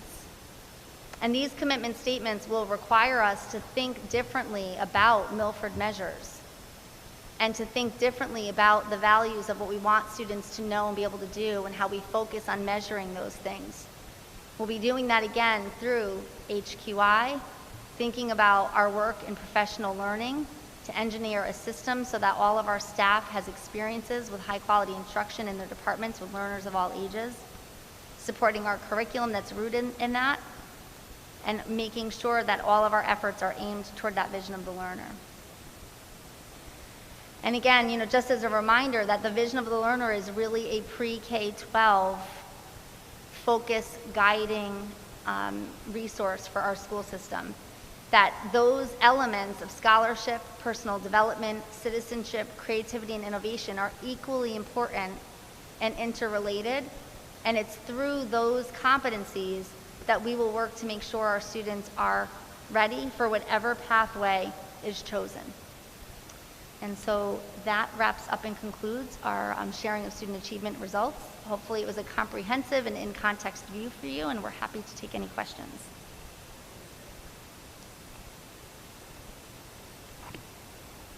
Thank you, Dr. Fedigan. Do you have anything you wanted to add at this point, Dr. Kutaya? Or can we move right to questions? No, right to questions is fine. All right, questions from board members. There's a lot to digest here, but I'm sure we have some. Ms. Wolf-Boynton? Thank you, Dr. Fedigan, for that very comprehensive report. Can you talk just a little bit about why we are seeing those declines in math, language, arts, and science? Well, the declines were really seen across the state, given the last year that students had a variety of instructional models, and again, even the administration of the assessment was varied throughout not only the state, but Milford Public Schools as well. And so that accounts for that recent decline. And before that, our scores were, as we've indicated, pretty consistent. So it's really COVID related, and the kids being Correct. outside of the classroom. Correct. The students that were in-person learners had the least decline. Those were aggregate scores that represented every student, regardless of, you know, in-person or hybrid or remote. So when the state did an analysis of in-person versus those students who learned remotely for the period of COVID, there was a significant difference between performance. What we showed you this evening is an aggregated, so all of our kids, regardless of learning option of being in a classroom or remote. So we know that the performance of remote learners has an impact on that aggregate score. So we believe it is COVID, and it is those hybrid options that some families needed to take advantage of course, because of the health risk, but that definitely had an impact. Thank you. And I have one more question. Regarding the pathway and capstone programs, how do we get students involved in those opportunities or let them know that they exist? So that will be really a collaborative effort of the school counselors. As you know, we've made a significant investment to hire school counselors at the elementary level. We've had them at the middle school. At the middle school level now we have 2, and at the high school level. What we're looking to do is make sure that those pathways are introduced earlier. More immediately though, in like, for example, the year ahead, The high school counselors will work collaboratively with the teachers within those departments to really encourage students, and hopefully that's really about student voice and choice. You've heard us say that before. Getting to know what our kids are really interested in through course selection and through school counseling dialogue, that's how we'll really promote those pathways and have more students have those experiences. But again, our goal is to start that conversation much earlier. Other questions? Did you have a question, Ms. Ratner? Thank you very much, Ms. Glennon. I'm thinking in terms of this switch of the assessment, now that we're having some changes, hopefully with COVID being down, that the authentic tasks that the students and teachers are working on with the HQI will make a shift that will be really remarkable. And I'm looking forward to seeing the assessments as the leading indicators will show us. And I see that happening. I'm optimistic, in other words. Thank you. That's our aim. Yeah, and it was a wonderful presentation, very comprehensive. Thank you. Just a reminder that our work on HQI started in the summer of 19, and then COVID hit in March of 20. Now, we have made efforts to continue those improvements in practice, but we have shared with this board on numerous occasions that, and even as outlined by Dr. Fedigan this evening, going way back to 2010, Milford has experienced, at least in our research, a decade of consistent scores, but yet flat. And so in order to change results, you have to change what you're doing in classrooms. Therefore, our three-pronged approach of relationships, HQI, and a focus on the vision of the learner. And that work takes a little bit of time, in good days, minus a pandemic. Other questions from board members? Mr. DeYoung? Thank you. Thank you for the presentation. I hope that in the future we can break the presentation back out again so we don't have to look at AP scores and graduation rates and all that together. I understand we had to put it off because of last year. I wanted to go back to the slide. I'm sorry I don't have slide numbers, but the slide that references math scores for grades 3, 4, and 5.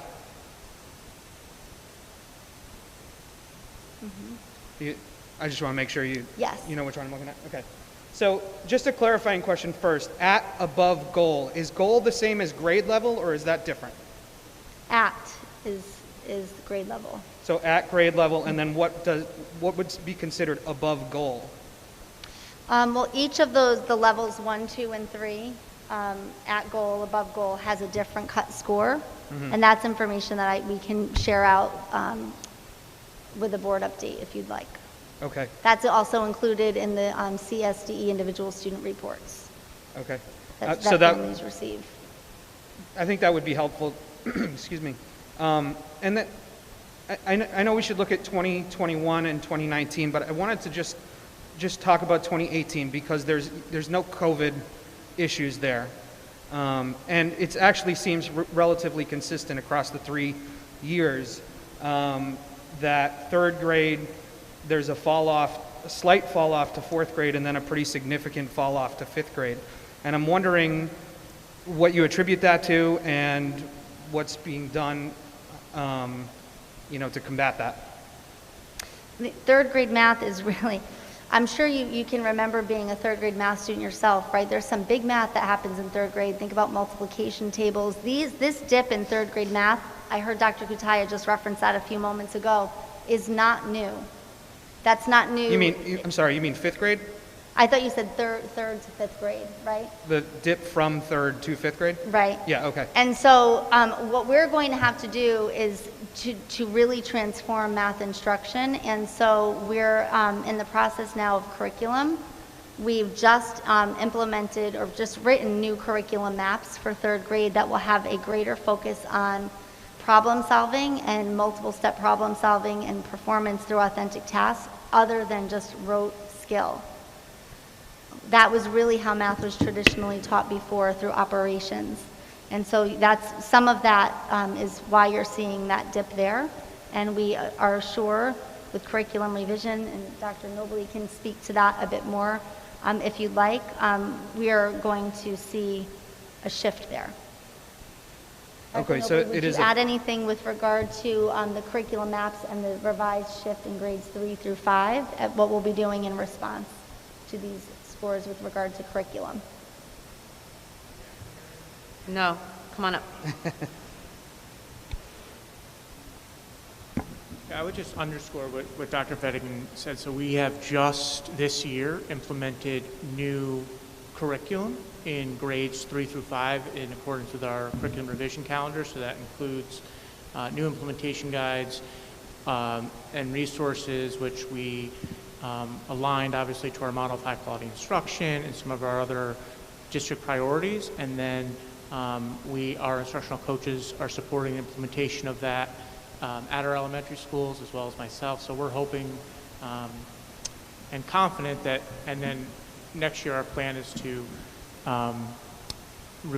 move that same new model, implementation guides and resources K2. So next year we'll have a complete K5 progression of resources and instructional practice that aligns with our model of H2I towards our vision of a learner. So we're hoping that will then start to give it will be a leading indicator that'll affect how our students are doing on this particular measure as they progress, because it will better prepare them to think more critically. There's more of a focus on algebraic reasoning and more complex mathematical thinking, which would align to how this particular test and other measures are developed. Thank you, appreciate it. Dr. Fettigan, I was hoping to ask you another question about, you sort of alluded to formative assessments, which we've talked about quite a bit. I'm wondering, I didn't see much about that. I know that's not what this presentation is about, but I'm wondering if we could potentially have some sort of instructional highlight on formative assessments. I think it's so important in the direction that we're currently going as a district. Obviously, we have to have these standardized tests as well, but you know, just 4 years ago, we were doing way more standardized testing than we're doing now, and the formative assessments seem to be more informative of what is happening in the district than these standardized tests. So it'd be really great if we could have some sort of presentation on formative assessments at some point. For sure. Thank you for noticing that. It's funny because I had a slide in here about formative assessments and short cycle assessments, and actually Dr. Kutaya said to me, that's one of your staples, because we talk about it so much, and you're absolutely right. A formative assessment is an example of a leading indicator, right? Because we can react in the moment and respond and support and scaffold a student's next level of learning. If we look at these 5th grade math scores, we can tell you pretty clearly, I'm sure, Mrs. Swanson and Dr. Nobley, exactly what concepts our kids have historically fallen down on, right? And so it's not just the curriculum that we're writing to support that, but it's also the instruction, right? The shifts in instruction that we'll make. And part of that is how we use assessment as a tool to really inform next level of learning. So we will definitely be sharing that with you through other instructional highlights in the departments, the types of formative assessments that are used as leading indicators. That's great. Thank you so much. You're welcome. Mr. DeYoung, if I could just draw a bright line for you. It's great that we're having this conversation right now, actually just a couple months before we make a presentation on the budget. If you recall, a couple of years ago, 2 budget cycles ago, I shared that there are some line items that have been historically cut back, and that's curriculum, instructional supplies, professional development. Your question about how will we improve that cliff from 3 to 5 has everything to do with curriculum revision, professional development, building the capacity of teachers, and making sure we get the right resources in front of kids and teachers. So don't forget that question when we're talking budget in January, because the curriculum revision cycle has everything to do with improving this presentation. Okay. So those are all the leading indicators that Dr. Fettigan is talking about that we as a board and administration can help support and keep an eye on. That's great. And we have to know, you know, as Dr. Kutaya is talking about the curriculum revision cycle, that with that is the adult learning that we have to remain committed to support those shifts in curriculum and instruction, right? That's like a set together. Yep. Absolutely. Thank you both. Other questions from board members? Mr. Pulowski? Thank you. Just a quick question. Do you expect the return to so-called flat test scores or beyond to be more of a bounce back or more of a climb back? So, you ready? You go and I'll go. Okay, so thank you for asking that question. So, similar to the scale analogy, right?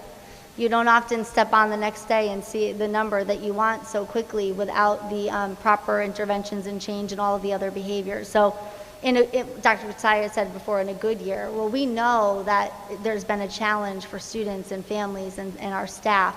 So we don't think, even in a good year, these shifts will happen and emerge with the results that immediately. The transformational shifts that we need to make are going to take some time.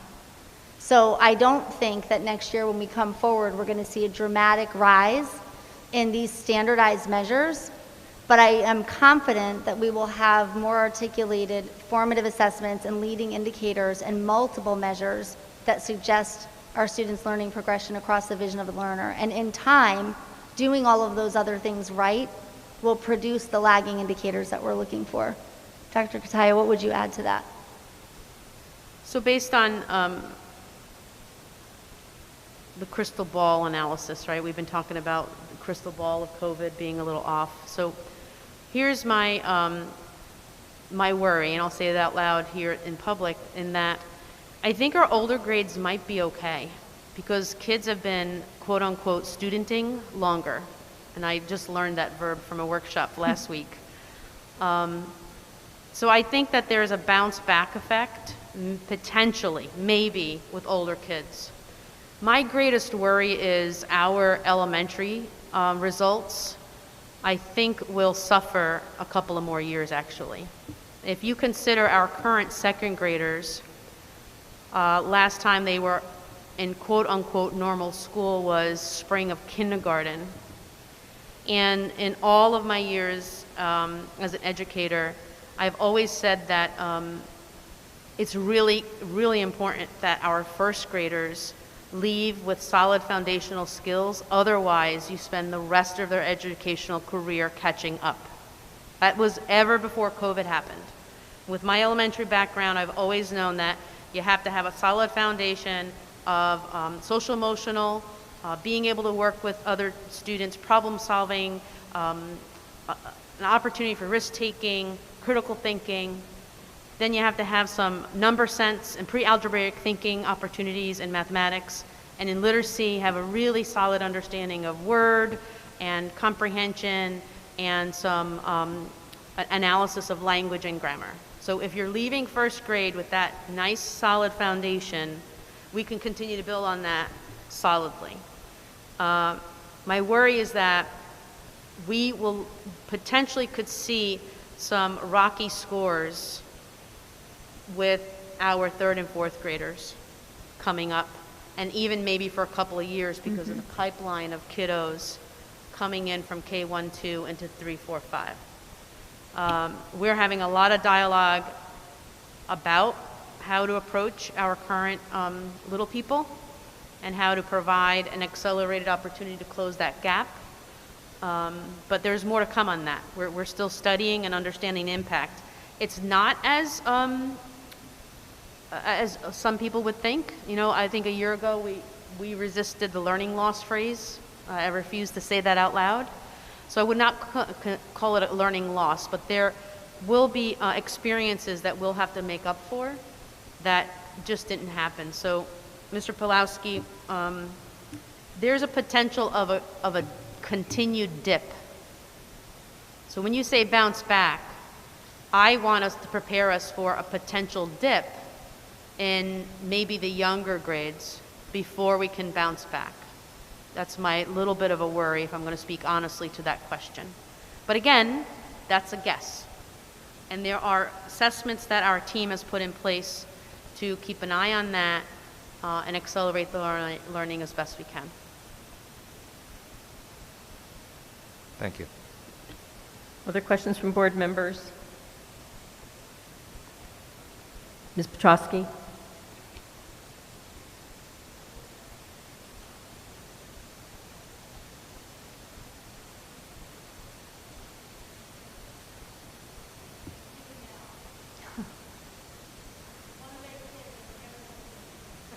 Megan, can you give her your mic?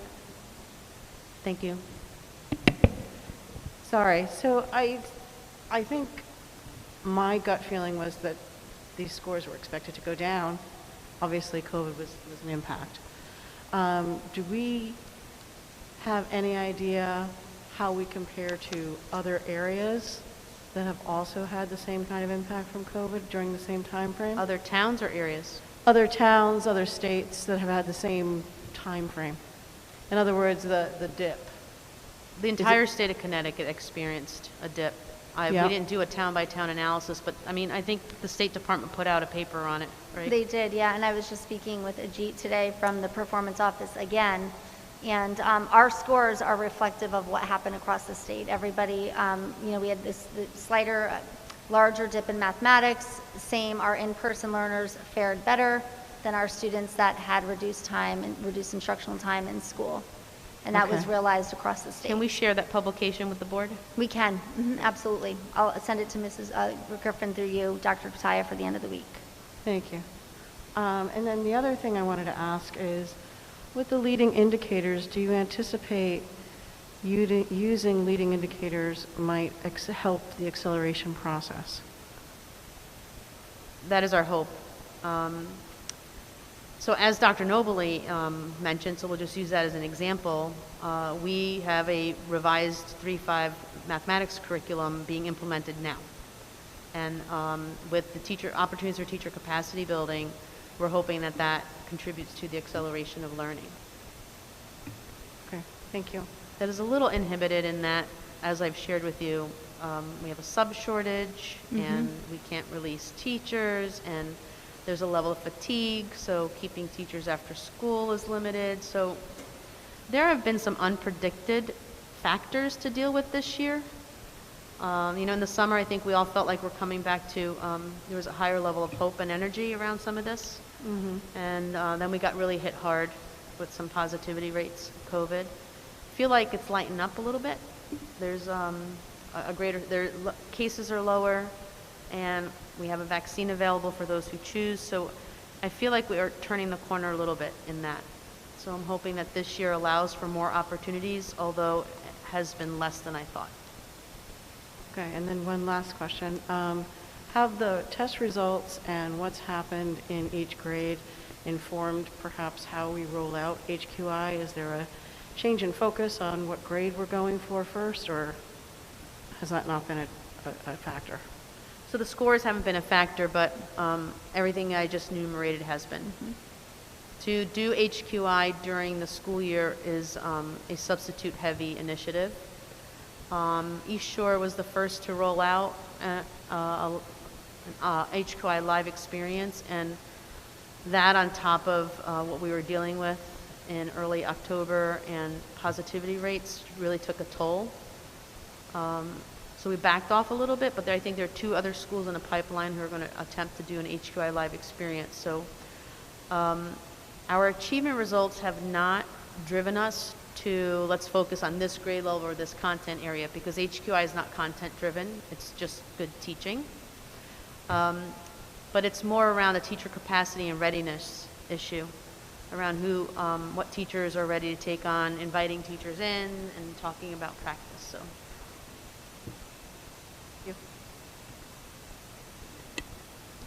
Ms. Doyle? Thank you. Thank you, Dr. Vedigan. That was great. I'm still learning a lot here. So one of the things I feel like with these SBA tests is that they're very specific and they're very challenging to understand exactly what the question is what my understanding as a lay person. So what is being done, or how is the curriculum reflecting those testing capacities? Because these are very specific tests that are being tested in a certain way. When you do a multiple choice test, it's easier to kind of go through them, where open-ended questions leave a lot of wiggle room. And how does that curriculum reflect those? Sometimes testing is just a strategy, and how do testing scores reflect that? So there was it's not up now, but there was a slide that said narrow assessment and then assessments for deeper learning. And with the Smarter Balance assessment, it's like one step up from a standardized measure where there's a traditional test of a multiple choice, right? And that's because there are parts of the Smarter Balance assessment that have performance tasks for ELA and mathematics. And those are those more open-ended parts of the assessment. But they're not true assessments of deeper learning. They're a little bit more, they're a little more narrow in their focus, not to use the same word that's here, but they truly are. And so one of the things that we're doing is, ultimately it really comes down to the quality of the curriculum that we're writing. The state does offer what are called interim assessment benchmarks that are written by the same folks who write the Smarter Balance assessment. We are not going to implement those at scale across the school system. It's kind of like do no harm. We're going to take a look at those interim assessment blocks, and we're going to use them if they align to the curriculum and as an instructional tool only. But beyond that, more importantly, the curriculum that's written, like when Dr. Nobley was referring before to the grades 3 through 5 mathematics curriculum, we're ensuring that the curriculum is not only aligned to the standards, but that it's matched with instruction, the kind of instruction that gets kids to deeper learning. So that's how we're responding. That's not, though, because of the way this assessment is written. It's because, moreover, what's demanded by our vision of the learner, right? Like we need kids to be able to have not only an opportunity to demonstrate knowledge, but to practice all of those other competencies and dispositions in their learning, and to evidence those through performance tasks.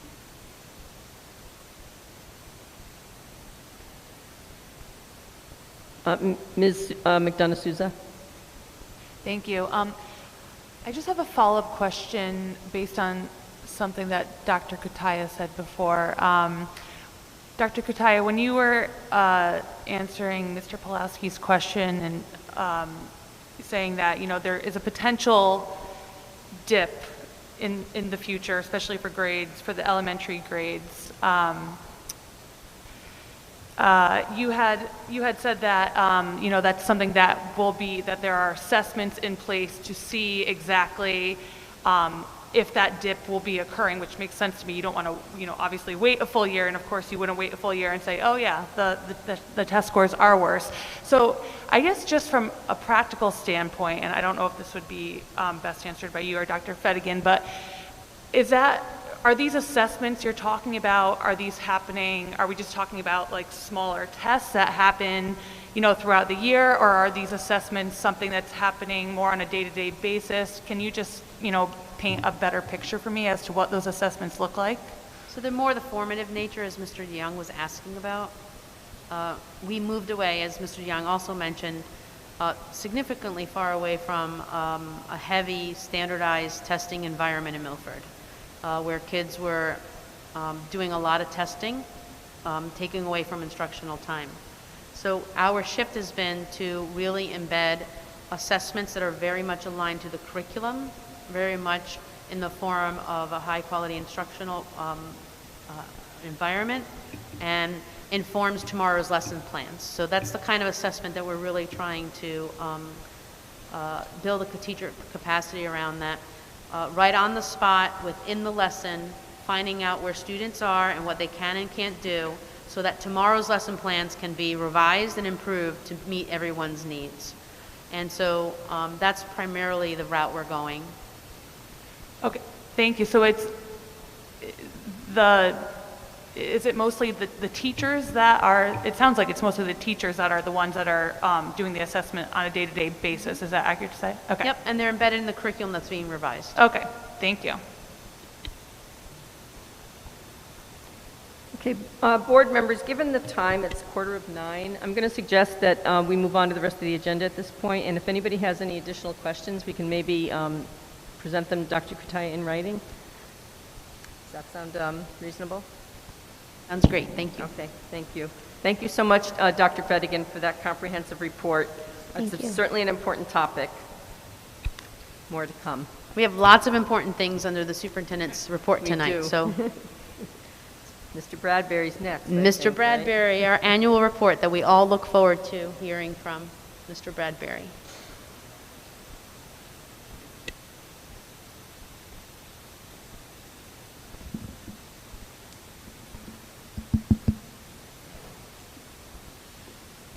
Thank you for letting me come here tonight and go over a few of the projects that we did this summer. You all got the report in the beginning that kind of laid out everything that our maintenance department does with the PMs of all the units and whatnot on the roof. We take care of about 180 units that are on the roof, about 300 exhaust fans with the filter upgrades and all that we've been doing with this. So this presentation is pretty much on the larger projects that we did during the year. So we're going to start off with Cash Pen. I think.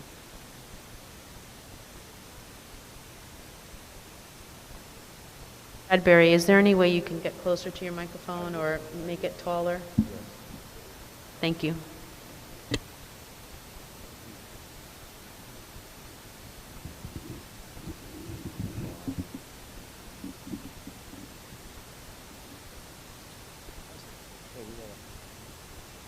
One second.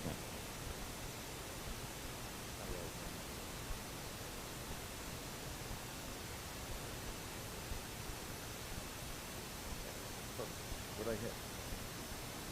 Perfect, thank you. Thank you. So this is the list that we started out at Calf Pen Meadow. There we go. So this is part of cutting back the brush. We do this at all the schools. This has been a long-term project of mine to get back to the fence lines. This is before, this is after. This is the back fence line along Welch's Point Road. We got that cleaned up. Last year we did some parking lot improvements. We put in some new handicap aprons and we were able to get the handrails in on both doorways in the back there. We did a roller shades replacement. Here we replaced the mini blinds. We have a lot of trouble with these mini blinds. The strings break and we end up going with the roller shades. We've been trying to replace all of them throughout the district. JFK, we had 3 large projects that we did at the school this year. We did a hardening project. We also did the unit ventilator project. We replaced all the unit ventilators in the school, and we also replaced all the ceilings in the corridor. We did an asbestos abatement. We re-insulated the pipes and did some smoke seal. This is the start of the hardening project. Basically, we removed a section of the classroom. This is room 3, looking back into the foyer. This is as the project starts to get put back together. And this is as it sits today. This is looking into the new greeter station from the foyer.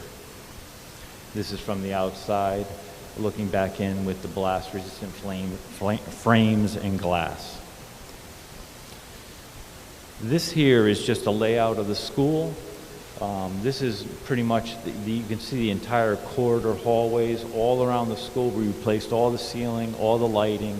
We upgraded the lighting to LED.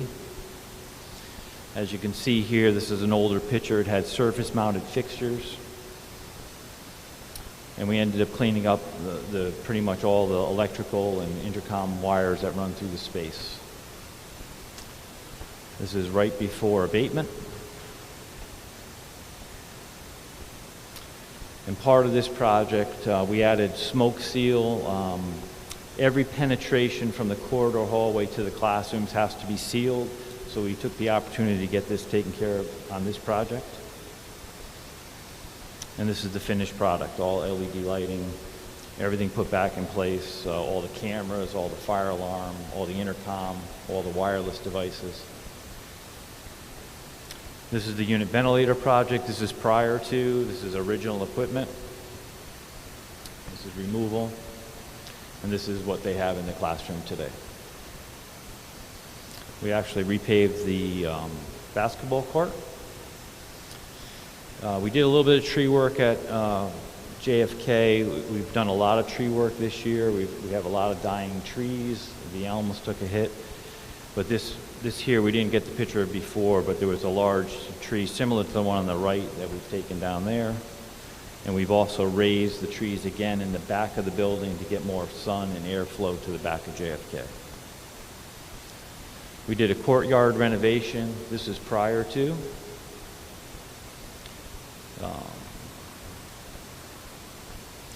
And this is as they prep the surface, and this is as it looks today. We were able to put pavers in. The principal bought new picnic tables. There's whiteboards left and right, so they actually can use it as a teaching space. Live oaks. We did some abatement in the tunnels, a couple of the classrooms. This is part of our abatement for the tunnels. We have to build tents on each end of the tunnel so we can get in there and do the work. This is K1 and K2. These were original classrooms. We had to replace the flooring in there. And this is as the floor today.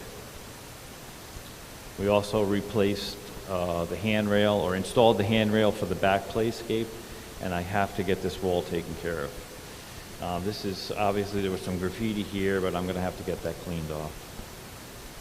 We put a new fire alarm system in at JFK, which replaced all the hallway devices, and we added a horn strobe in each classroom. Mathewson, we did another hardening project there, replaced carpet in a few offices, did some tree work. We updated some bathrooms. This is the beginning. THP was our contractor on this. They were in, I don't think the kids were on the bus before they started to remove doors and get ready for the summer. There's the blast-proof frames. We moved the entry to the far left door. This is the inside of the foyer. This is the frames are in. The frames are in, and the glass. We're waiting for doors. They started to build the new greeter booth and security station, and that's as it sits today.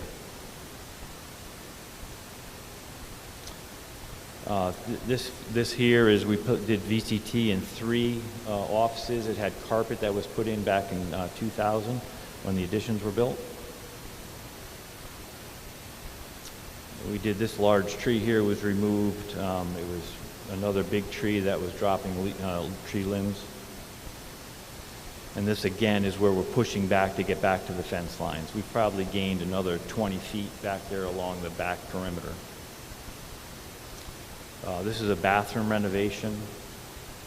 We're putting in new stalls, new ceiling, new LED lighting. We did this in the girls' ring and in the boys' bathroom. Same thing. New ceiling, new LED. Meadowside School. We replaced one more entry door there. This is door 14. This is original. And then we ended up putting new doors with a power panic device into our access control system. We had to repair the back stairs. This is the 4th and 5th grade wing. The nosing was coming off the edges of the stairs, so we had to get new stair treads for that. We were able to put all new window balances into this in the 4th and 5th grade classrooms back there. They were original, so we replaced those. We added 2 more exhaust fans to the back wing of Meadowside School. Orange Avenue, another hardening project. More roller shades, tree work, more bathrooms. This is prior to, this is the original aluminum frames. And we brought that new blast resistant frame out a little further so they get a little more room between that door and the foyer door. And this is as it sits today. And this is a shot inside the foyer looking at where the greeter receives the visitors. More roller shade replacement. And this is why you can see here that it really starts to look rough. And there's the new roller shades. The courtyard, we had to do some tree work on the right side. They planted a bunch of bushes in there and they were overgrown. You couldn't see out of the classroom, so we removed everything along the building and left the 4 trees in the center. Another bathroom renovation, new partitions, ceiling, LED lighting. Orange Avenue, we did an extensive tree project there. I think we removed about 45 trees along the highway side, and we were able to push back the property about probably 20 feet. Again, there hasn't been a lot of tree work taken care of over the years, so we're really trying to get a dent into that. This parking lot, it was all the way over the parking spaces. Orchard Hills,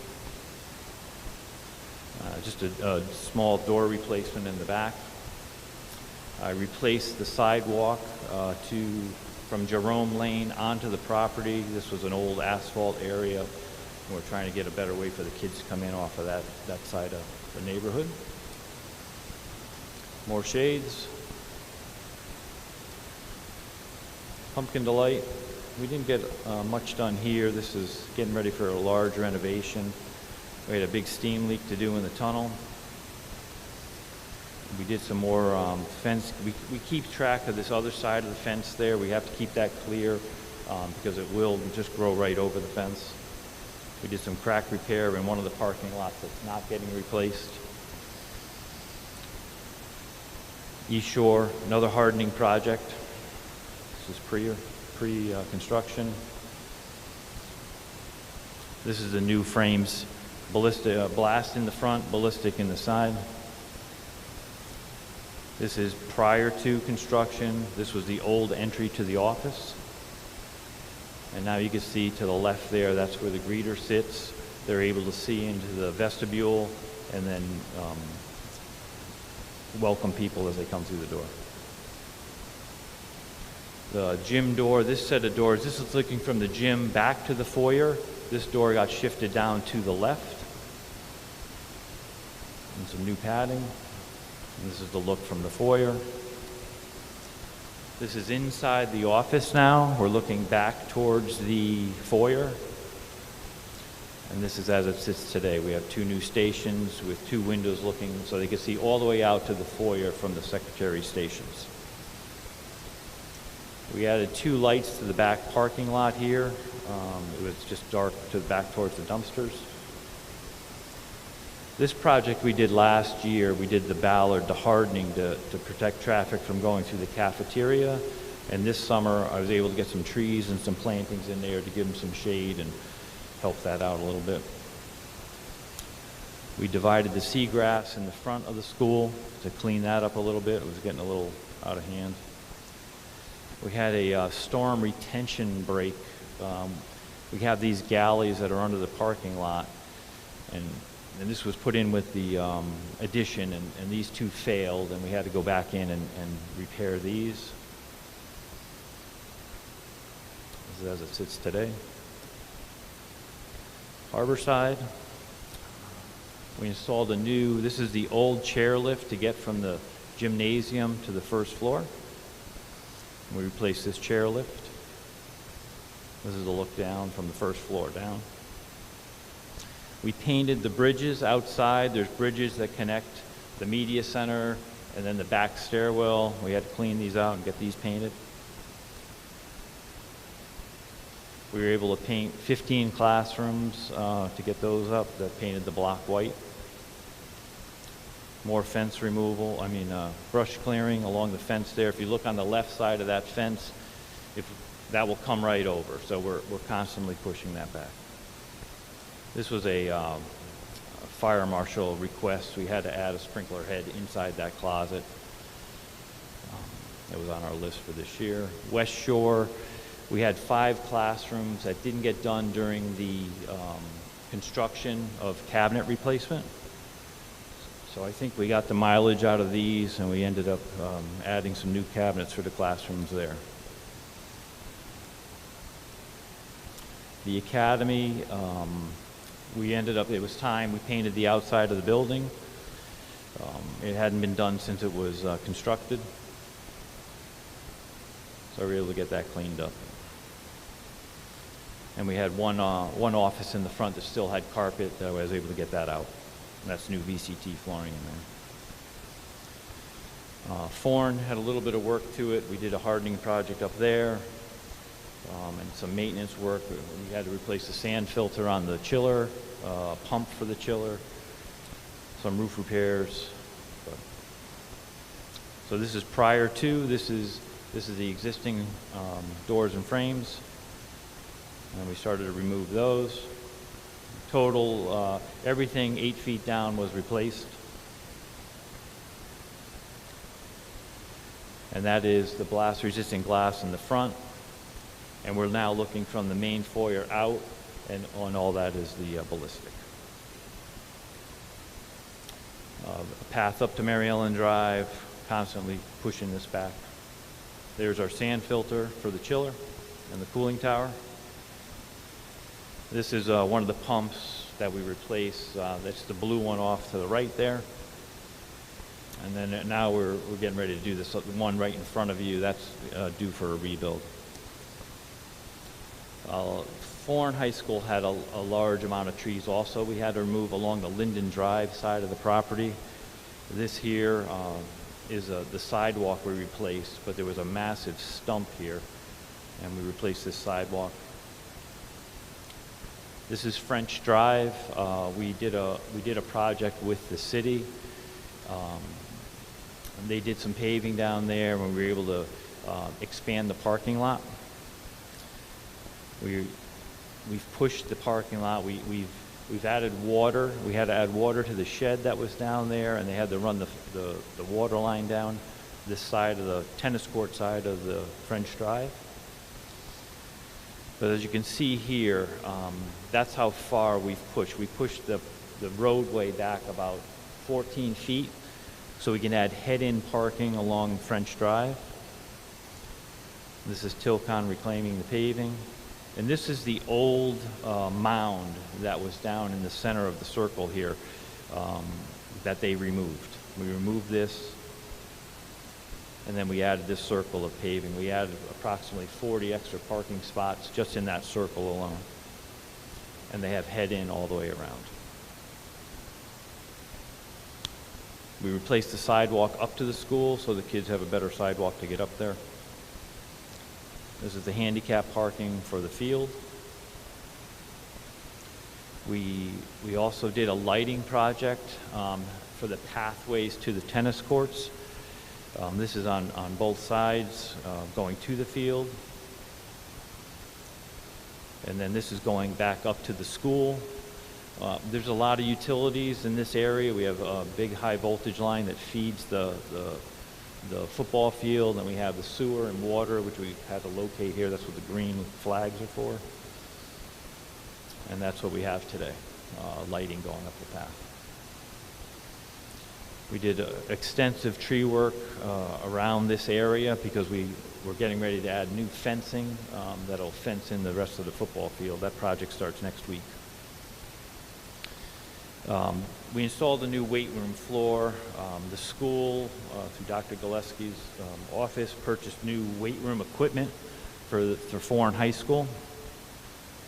We did the floor, we painted the room. Our next piece is to get this equipment that's in the center of the room wired. We just got to get some power to it, so and this is all the new equipment they installed. All the field lighting, we had to go through all the field lighting. We had to replace probably 15 bulbs and ballast up there, but we have to send somebody up to the top of those poles. There's this water for the softball shed. This is part of the tree removal. This is a very large tree that was on the neighbor's property on Linden Drive, but this is what we were dealing with. So this is Linden Drive, and you can see we probably went back 20 feet off the sidewalk. Jonathan Law had a few repairs down there. We installed a new roof on the flat portion of the field house, which included all the penetrations and that large vent on the top that's actually an exhaust area up there. We had to pull that apart and reflash that in with the new roofing. This is part of our law. We did the same thing with the lightings. We have there was always a big nest up there. We had to wait for the ospreys to leave and get special permission to remove the nest. but we had to wait till October to do that. And then this is, again, all the lights that we repaired down there. We moved the A-phone for the front office to change it from the other side. It was disrupting the kids at the main entrance of the building, so we switched it to the other side. More tree work. And this is a good example. This is a new turf field, and you can see the fence on the left and the back D'Addario property on the back. If we don't, this is like 3 or 4 years, and this will be over the fence, so we're constantly pushing this back. And then September 1, we got a little bit of rain, and Harborside Middle School got flooded. We had 16 inches of water in the basement of the school. We lost our pump sets. This is down in the lower basement. We lost this is the whole pump set had to be replaced. The air, the pressure reducing. This is a unit ventilator, and I don't know how well you can see this, but the force of the water that came in through the air intakes pushed the unit ventilators right off the wall. So we had to get 4 new unit ventilators, and it came through these openings here. This is Orange Avenue. That door is supposed to swing out. The water pressure was so high on the other side of this door, it collapsed the door and pushed it into the boiler room. That's the new door. We had to replace the lighting system for the emergency lighting. That's the red cabinet there. This is Foreign High School. We had the water came through the foundation somewhere back in the storage room closet, and we had to replace a section of floor. The lighter section of floor is what was replaced, and then part of the claim will be the whole floor will be resurfaced next summer when the kids are out, and everything will match. This was our COVID planning, pretty similar to last year. What we did is we had a setup for graduations. We did that a little differently this year. We put 4 groups of chairs together 6 feet apart. This is Foreign High School. Jonathan Law had a little flare. We put him on the angle. That was pretty much just to drive me crazy. And then, but it really worked out well. We had a lot of families down there, and it really turned out nice. These are some of the supplies that we have coming in, filling up the back lot. We had so many things coming in this year. We actually had to ship some of this out for storage because it came in so early, because we were proactive on when we had to get supplies in for summer. So we sent this out to Myers Storage, and it's all back now. This is the 1,000 desks that came in about 2 days before school started. And so we're getting ready to ship them out to the school. We had an assembly area at Harborside Middle School where we were putting all these desks together. We had one here, and we had one down at West Shore, and we put all the desks together and then sent them out from there. We replaced a few more water fountains to bottle fillers. Still changing our filters. We're going with the MERV 13. This is just a unit up at East Shore Middle School. That's just showing the MERV 13 that we're getting in those units. This is Harborside Middle School. This is how we do lunch. And then this is just some more signage that we touched up from last year. We were heavy with signage last year, and we just had to touch some of it up for this year. And I believe that is it.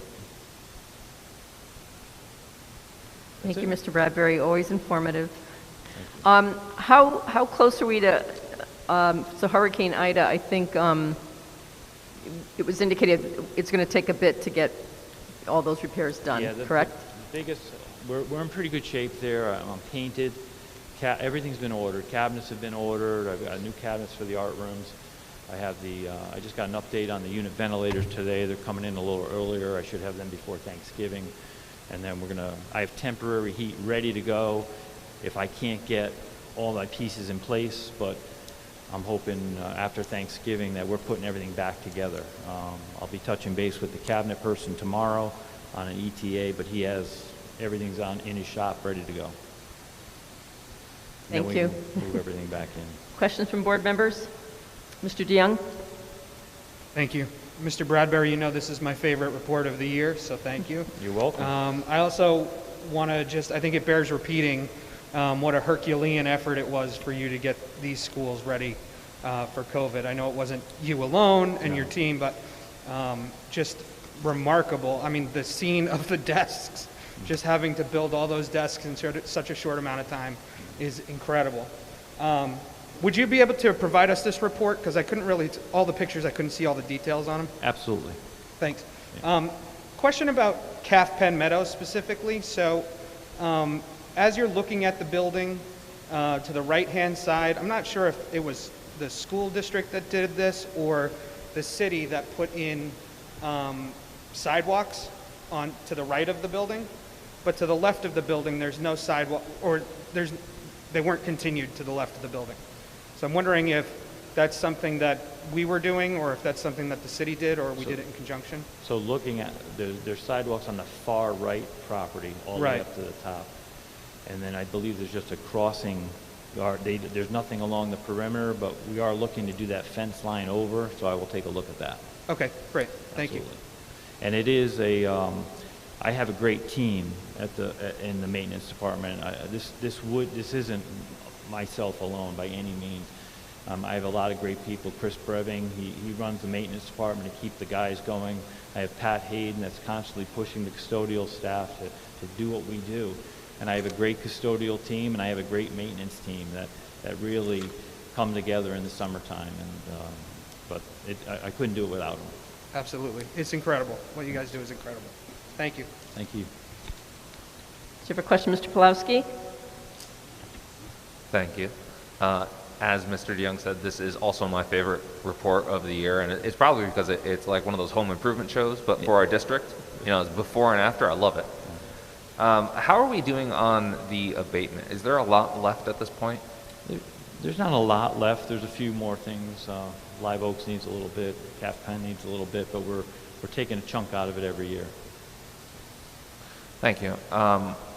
And just for some background, looking at the relatively smaller project, those outside the Permanent Facilities Committee, there's such a wide variety. Trees, sidewalks, abatement, lights, bathrooms. At this point, what is the primary driver behind which project you do at any given moment? All the schools, I look at it, they all have systems. The bathrooms have their system, and I try and bring everybody up as a district, so I keep it as equal as I can across the board. And we do a lot of smaller projects, so I do more across this district, and then I just keep going around. Some of the stuff wouldn't get funded in the CIP if we did it a different way, because it'd be millions of dollars. But I'm able to chip away at it and just keep chipping at it to get. Safety is my first concern. If I have any issues with that, I try and take care of that. I really try and make the schools look as good as I can, because it's important for our kids to have a nice place to come to, and our team takes a lot of pride in that. So we're constantly looking at that. The trees are safety. The brush is safety, because we're trying to keep as much of the sight lines open as we can. But I could spend as much as you can give me. Thank you. You're welcome. Other questions from board members? Ms. Ratner. Thank you, Ms. Glenn and Mr. Bradbury. That was amazing. I always adore the pictures, because the words tell so much, but to see the visual, it comes alive. So thank you. Thank you.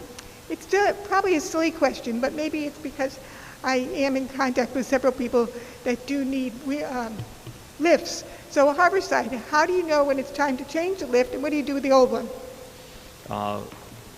We knew it was time to change because we couldn't get parts for it anymore. And it kept breaking down, and I couldn't get a service provider to give the service I needed for that, so we were able to replace that. It was probably 20 years old, so that's how we did that. Thank you. You're welcome. Any other questions from board members on this report? Okay, thank you so much, Mr. Bradbury. Thank you. Thank you for your time. See you next year. Thank you. Thank you, Mr. Bradbury. We have Ms. Capazna that will be providing an HR annual report. Thank you. Always a tough act to follow, but I'll do my best. I am going to skip around a little bit. I'm not going to read this. What I'd really like to highlight on our year in the Human Resources Department is maybe what was different. What is different from this year compared to other years? As you can imagine, there are quite a few things. To start, we posted more positions, 294, 12% higher than the previous year. As you can imagine, and you can see from my monthly reports, most of those additional positions are likely in the substitute area, long-term substitute, building sub, lunch aides, things of that nature that were very difficult to find this year. You can see, though, that our applications were up quite a bit, 36% higher than last year and 14% over the year before. And I like to include that second number because that was probably a more typical year. So applications being up 14% over a typical year. I can attribute that to a few different factors. First of all, the high unemployment rate. And then, as you know, sometime over the summer, the state changed the rules on unemployment where they made you apply for a certain number of positions, and they tracked that. So that could be one of the reasons. Another reason could be just the high number of people out there looking for positions after COVID maybe affecting their work situation in the past. Also, we had successfully switched over to Frontline as our application provider, and which was a lot easier, I think, for people to navigate. And that is the same system that most people in the state use, so that could have been another reason why we got so many applications. Of course, the reputation of the Milford Public Schools could be another great reason why our applications went up. This past year, we hired 254 employees, again, up 49% over the year before and 18% over a typical year, which would have been the year 1920. Let's see, our onboarding process for all new hires, so basically hiring somebody and before they walked in the door, all the paperwork, everything was 100% paperless this year, which again was thanks to Frontline and thanks to a lot of training on a lot of people's parts, IT included. And let's see, I'm going to skip down to the shortage of per diem substitutes, which as you know, we speak a lot about, but the sub shortage is real, it's alive. We had, in a typical year, which again was 2 years ago, 145 substitutes on hand, and right now we have less than 90. So that's a 62% decrease from a normal year. We were facing such a struggle in the beginning of the year that we increased the daily pay for substitutes from $95 to $125, which we have seen that work, that we've met with some success there. Since we've done that, we did that at the very end of September, we've been able to hire a good number of subs since then, and we continue every week to bring on new substitutes. So far so good there.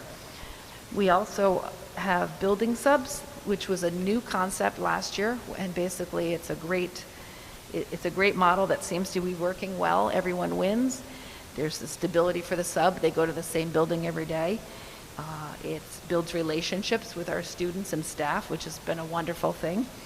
And if ever those building subs are not needed, we're able to redeploy them to other buildings in the district. So the day that we had that HQI training over at East Shore, we redeployed some people and tried to do the best we could to cover those shortages.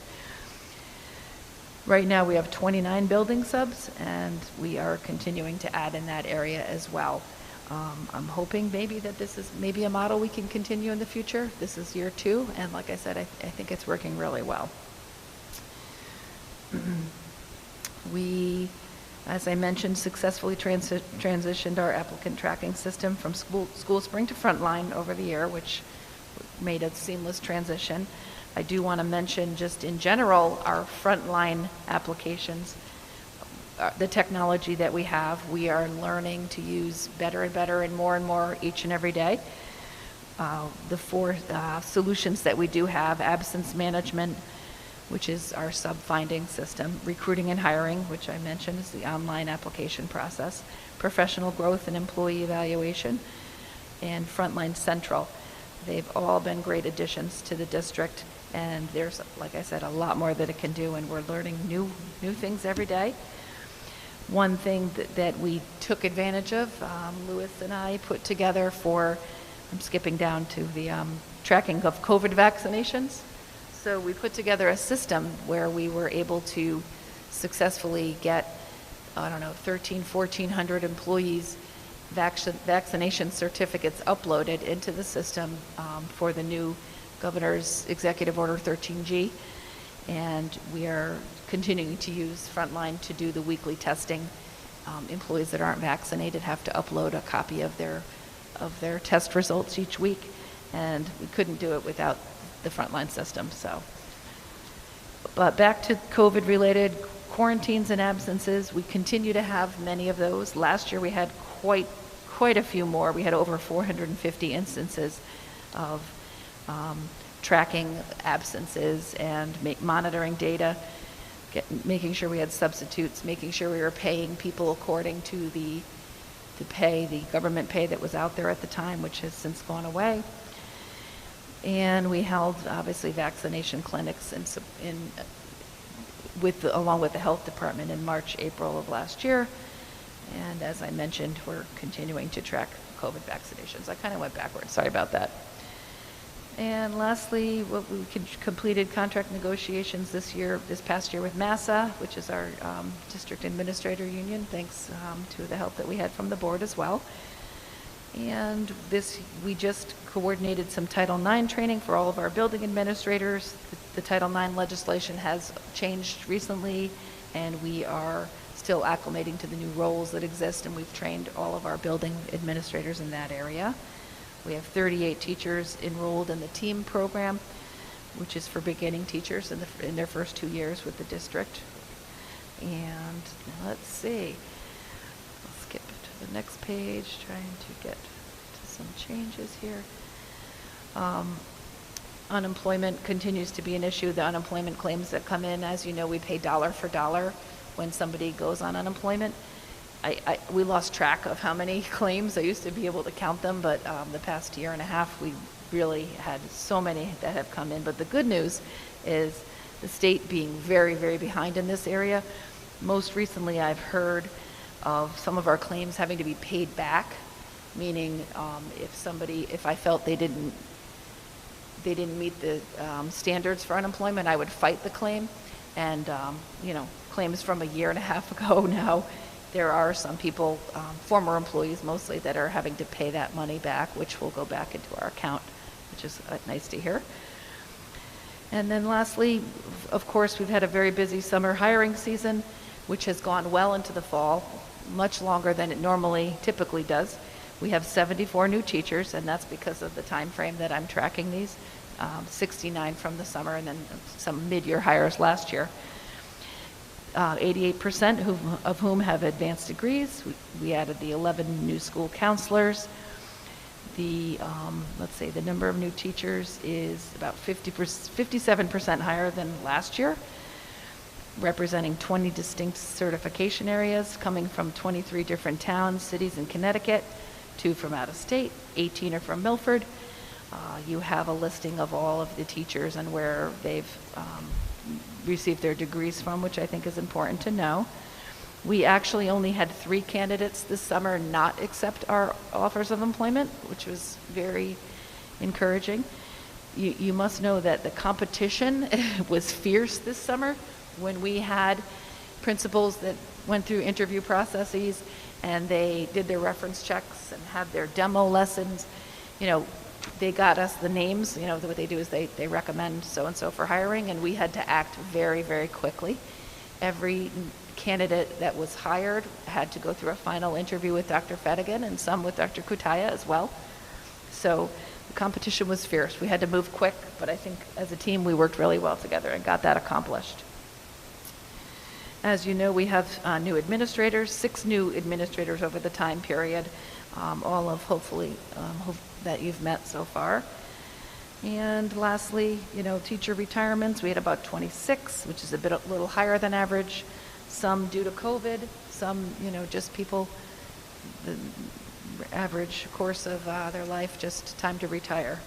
We had 33 teacher resignations, which was a tiny bit higher, not that bad. But your typical reasons were cited: relocations, new positions, as well as some people, not too many, but a couple leaving the profession due to COVID and just, maybe a change of life.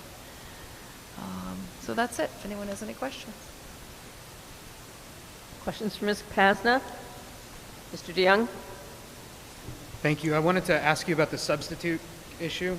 The building subs seem to really be working well. Are they paid the $125 a day, or how does that work? They are. They're paid exactly the $125 a day, but with the security of having work for each and every day. Right. Okay. Yep. So, and you said we currently have 28 of those? 29 currently. 29. Okay. Is the plan to continue to expand the size of that pool, or? For this year, yes. Yeah. Because we're still having a shortage in the per diem subs, we're allowing kind of, I don't want to say carte blanche, but within reason, we're trying to get on as many as possible to be building subs. We also have some long-term subs that we've convinced to stay after their assignment in that same building. So they've continued on as building subs again. It really helps with, the relationship piece and the sub coverage, obviously. Yeah, no, I think it really does help with the relationship piece. I mean, just my own kids have come home and told me about the name of their sub, which is like out of this world, actually. Yeah. Never Oh, great. happened in the first few years that they were in school. So I think it's a really good strategy. So I appreciate that you guys put that into place. Yeah, excellent. Thanks for that feedback. Yep. Other questions from board members on the Ms. Doyle? So under staffing, I'm just reading, talking about the student-teacher placements. Yes. Were they a decrease because we weren't accepting them, or that students weren't interested in coming into the classroom? Kind of, where are we in that process right now? Okay, a little bit of both. That's a very good question. We did restrict student teachers last year, although we took interns, building interns.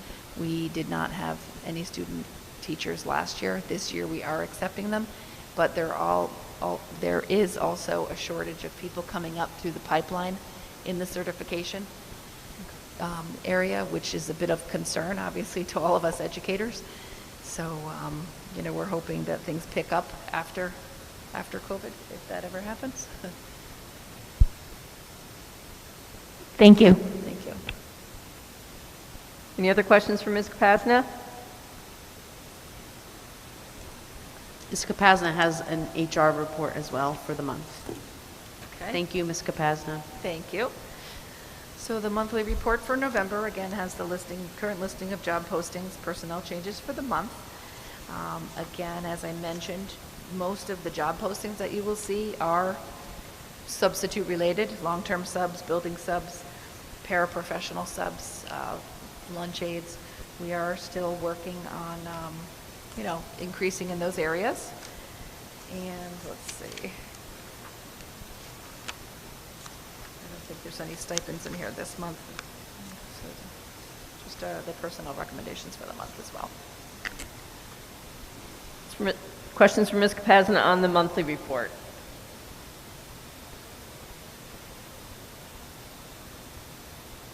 Okay, see none. Thank you, Ms. Kapazna. Thank you. Mr. Riccitelli has a disbursement report for us. Thank you, Dr. Kutaya.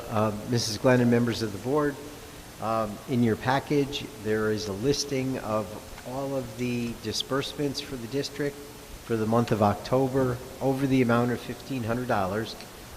Those COVID-related items are highlighted in yellow, and I'm happy to answer any questions that the board has. The yellow highlights seem to be decreasing a little bit.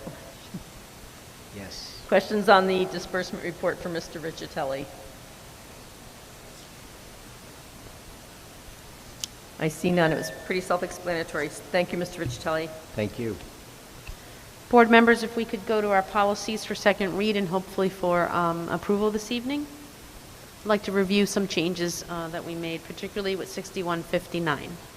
So we had extensive conversation about this policy last time, and primarily around the content and the specificity of it. Mr. Brown and I spent quite a bit of time reviewing 6159 with fresh set of eyes.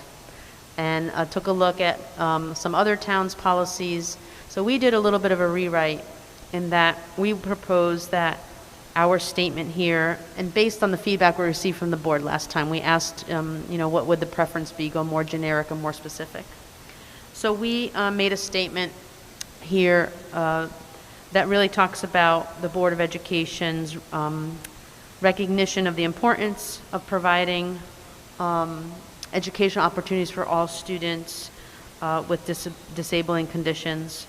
We also, in the second paragraph, identified some categories for which we need some additional guidance, which will show up in administrative regulations. We felt like this policy, this part of education is so highly regulated, it would, we probably would not do it justice to try to capture all of it in a policy, because it's all in law. And rather than having to come to the board when there is something very minute or large to change, we thought we would capture that in admin reg. So we proposed the board to consider this abbreviated policy of 6159. Thank you, Dr. Kutaya. I personally found this so much easier to digest, and I think it's improvement over what we had looked at last month. Thank you for your feedback. Questions? Mr. DeYoung. Thank you. I also found this to be much more palatable than the long-form version that we had last week, and appreciate the need to keep it brief. I was wondering, this term, disabling condition, is that something that you developed or you came up with, or is that a legal term, or? Mr. Brown and I had that conversation. I'll let him answer it. It's just a preferred term that we're seeing in the context of treating people fairly and making sure that we use person-first language when describing any group of people. Okay. So you're comfortable that it covers the wide variety of possibilities? Yeah, this is actually a broader term. Oh, it is? Okay. Yep. All right. Thank you. You're welcome. Other comments or questions? Mr. Fowler. Thank you, Ms. Glennon. Just one comment. Milford is spelled wrong. I just noticed that. It's missing an L. That's it. Yep. I think that got by a lot of us. I'm kind of disappointed, Mr. Pulowski. Just got to take the reins, right? There you go. All right, we'll make that change. Any other comments or questions? Okay, seeing none, do you have a motion, Ms. Petrosky? Yes, I make a motion that the Milford Board of Education approves Board Policy 6159, Individualized Education Program / Special Education Program as presented. Second? I second. Any further discussion or comments? Okay, seeing none, all in favor? Aye. Any opposed? Motion carries unanimously. Policy 6164.11, there are no changes since last we spoke.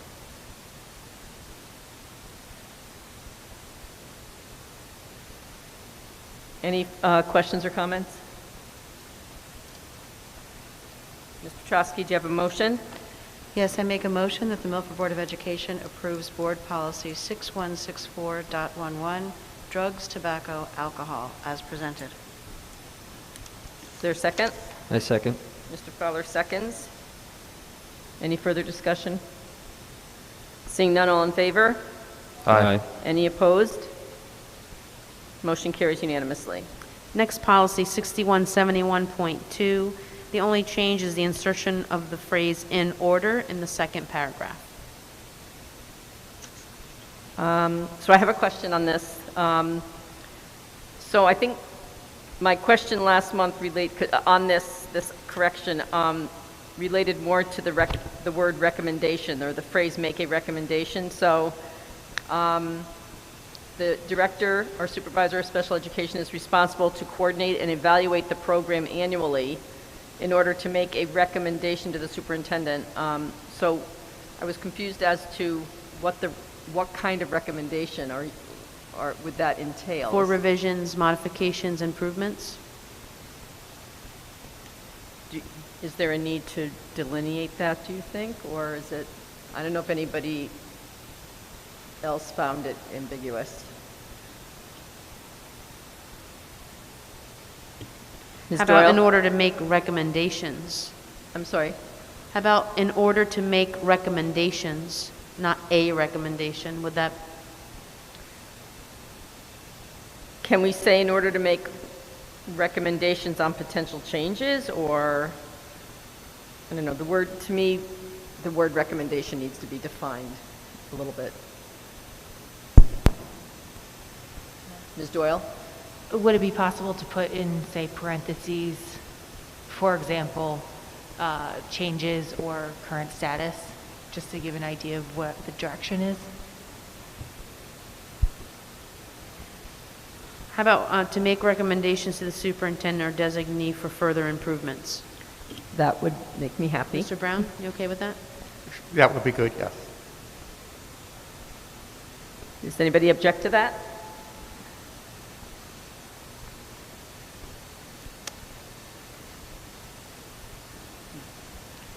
Do you have a motion, Ms. Petrosky? I do. I'd like to make a motion that the Milford Board of Education approves Board Policy 6171.2, preschool special education as amended. I second. Is there any further discussion? Okay. Aye. My microphone.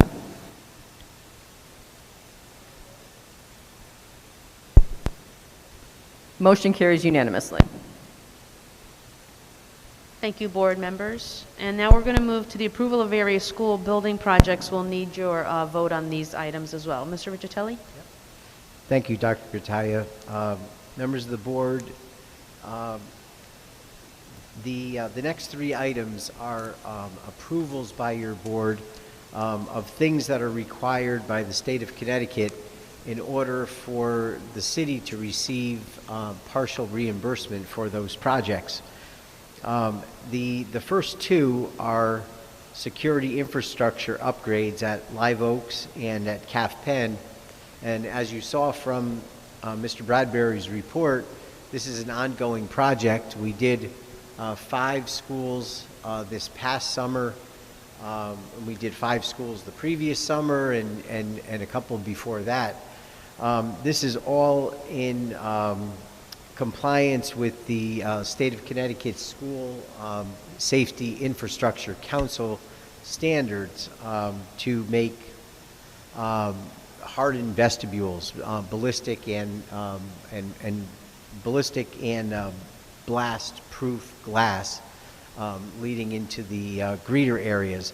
So the last 3 schools are Live Oaks, CAF Penn, which are before you tonight, and then Pumpkin Delight is being done as part of the bigger project that's going on at Pumpkin Delight. So then all of our schools will be have hardened vestibules. But the requirement, as you know, the city designates the Permanent School Facilities Building Committee to plan the projects, work with the architects, etc. And the Permanent School Facilities Committee has done that on these 2 projects. They have approved the plans, specifications, and estimates that were presented to them by the architects at their last meeting. But the state requires the Board of Education to also approve the plans, specifications, and estimates. So it's somewhat of a formality because the city designates permanent school facilities to do this work for you, but the state requires you to give your stamp of approval. And so that's what we're asking you to do tonight, is give your stamp of approval on the plans, specifications, and estimates, which have already been vetted by the Permanent School Facilities Building Committee. Thank you, Mr. Riccitelli. Ms. Petrosky, do you have a motion for item 1? I do. I make a motion that the Milford Board of Education approves the final drawings, project manuals, and professional cost estimate in the uniformat 2 format for the school security infrastructure upgrades at Live Oaks Elementary School, submitted by Silver, Petroselli and Associates, dated September 1, 2021. Is there a second? I second. Is there any questions or discussions on this? Seeing none, all in favor? Aye. Aye. Any opposed? Motion carries unanimously. Item number 2, Ms. Petrosky. I'd like to make a motion that the Milford Board of Education approves the final drawings, project manuals, and professional cost estimate in the Uniformat 2 format for the school security infrastructure upgrades at Calf Penn Meadow Elementary School, submitted by Silver, Petroselli and Associates, dated September 1, 2021. Second. Any discussion or comments? Seeing none, all. Aye.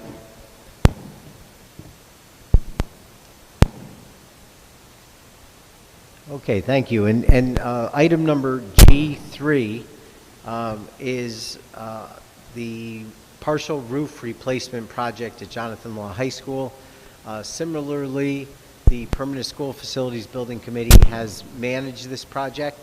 At their last meeting, they accepted the project as 100% complete, but the state requires the Board of Education also to do that. So we're asking the board, and this is the final item that will allow us to apply for the final state reimbursement.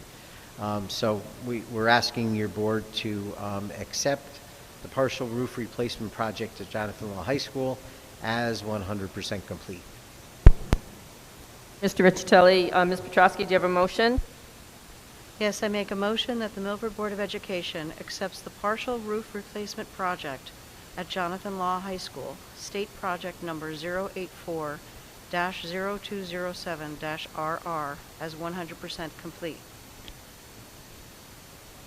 I second. Any questions or?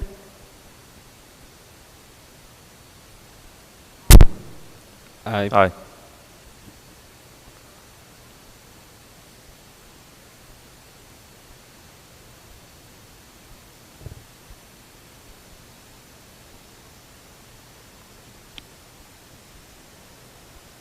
I make a motion that the Milford Board of Education approves consent agenda items, consideration of the minutes for October 11, 2021 business meeting, and October 25, 2021 committee of the whole meeting. Thank you. Is there a second? I second. All in favor? Aye. Any opposed? Motion carries unanimously. All right, next item on the agenda is an executive session. Board members, we're going to adjourn to, we'll take a motion in a moment, but we're going to adjourn down to the senior CAF. You can leave, we have to come back here to finish the meeting, so you can leave non-personal items here if you'd like. Ms. Petrosky, do you have a motion to adjourn into executive session? Yes, I make a motion that the Milford Board of Education adjourns to executive session for discussion of salaries for non-certified, non-union employees. Invited in are Dr. Kutaya, Mr. Riccitelli, Ms. Capazna, and Mr. Giancola. Is there a second? I second. All in favor? Aye. Any opposed? Motion carries unanimously, and at 9:45 we're entering into executive session. Blessing, are you going to stay in this room so we can leave a couple things? Thank you.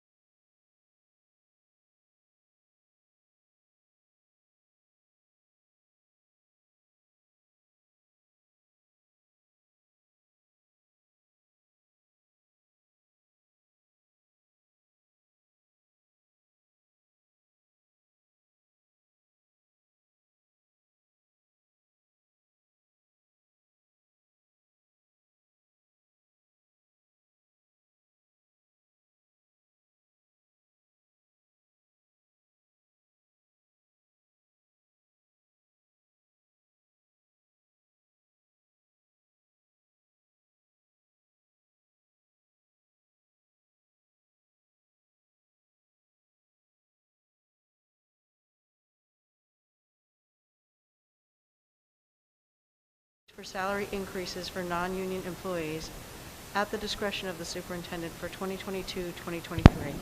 Is there a second? I second. Second by Mr. Fowler. Do we Miss- have any discussion or comment on the motion? Ms. Glennon, can we just make sure Blessing takes down that sign so people know that we're back in session? Sorry. That's okay.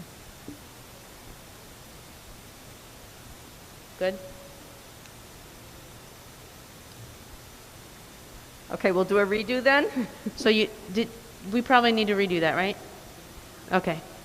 Okay, we're out of executive session at 10:25. Ms. Petrosky, do you have a motion? I do. I make a motion that the Milford Board of Education approves the sum of $195,942 to be used for salary increases for non-union employees at the discretion of the superintendent for 2022-2023. Is there a second? I second. Mr. Fowler seconds. Do we have any discussion on the motion? Mr. DeYoung, I'm sorry. Thank you. I just wanted to commend the forward thinking of the administration in reorganizing the information technology department into, I'm not going to try it, into the bids department now. And I think it's really going to set us up to be innovative in the coming years. So I'm very pleased with it. Thank you. Any other comments? Okay, all in favor? Aye. Any opposed? Motion carries unanimously.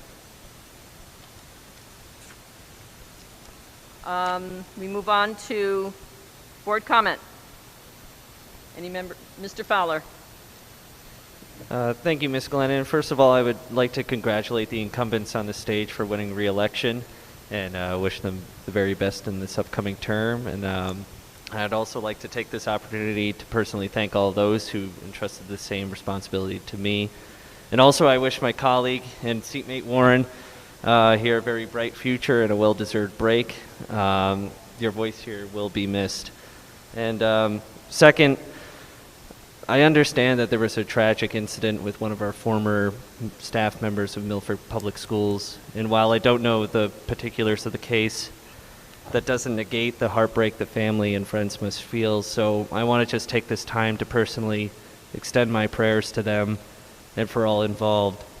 And I just want to add, you know, we all know these nearly past 2 years have not been easy on our collective mental health, and we all have invisible crosses we are bearing. And in light of this tragedy, I just encourage everyone who's listening or watching to just take a moment to reflect and to extend a helping, patient hand to all you meet, because you could be the answer to someone's prayer. And thank you. Any other board comment? Mr. Pawlowski? Thank you. Thank you all for the kind words. I'd like to thank all of you as well as Dr. Pataya and the rest of the administration and everyone who works behind the scenes to make these meetings happen. Thank you all for working with me over the past 4 years. I'd also like to thank the people of Milford for, allowing me to represent them over the past 4 years. When I decided not to run for re-election due to some ongoing health issues, with everything going on out there, I admit I was a bit nervous about the decision, but it's been very helpful knowing that the board, our schools, and most importantly, our children are in great hands, and I do mean that, very great hands. It's been a pleasure helping to represent Milford's 3rd district as well as the city as a whole, and I sincerely hope to one day do it again. Thank you.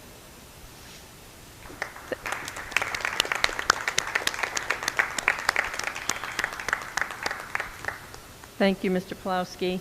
Any other board comment this evening? Okay, seeing none, I'll entertain a motion to adjourn. I make a motion to adjourn. Is there a second? I second. Is there any objection to adjourning at 10:31? Then we are adjourned. Thank you, board members. We'll see you in 2 weeks.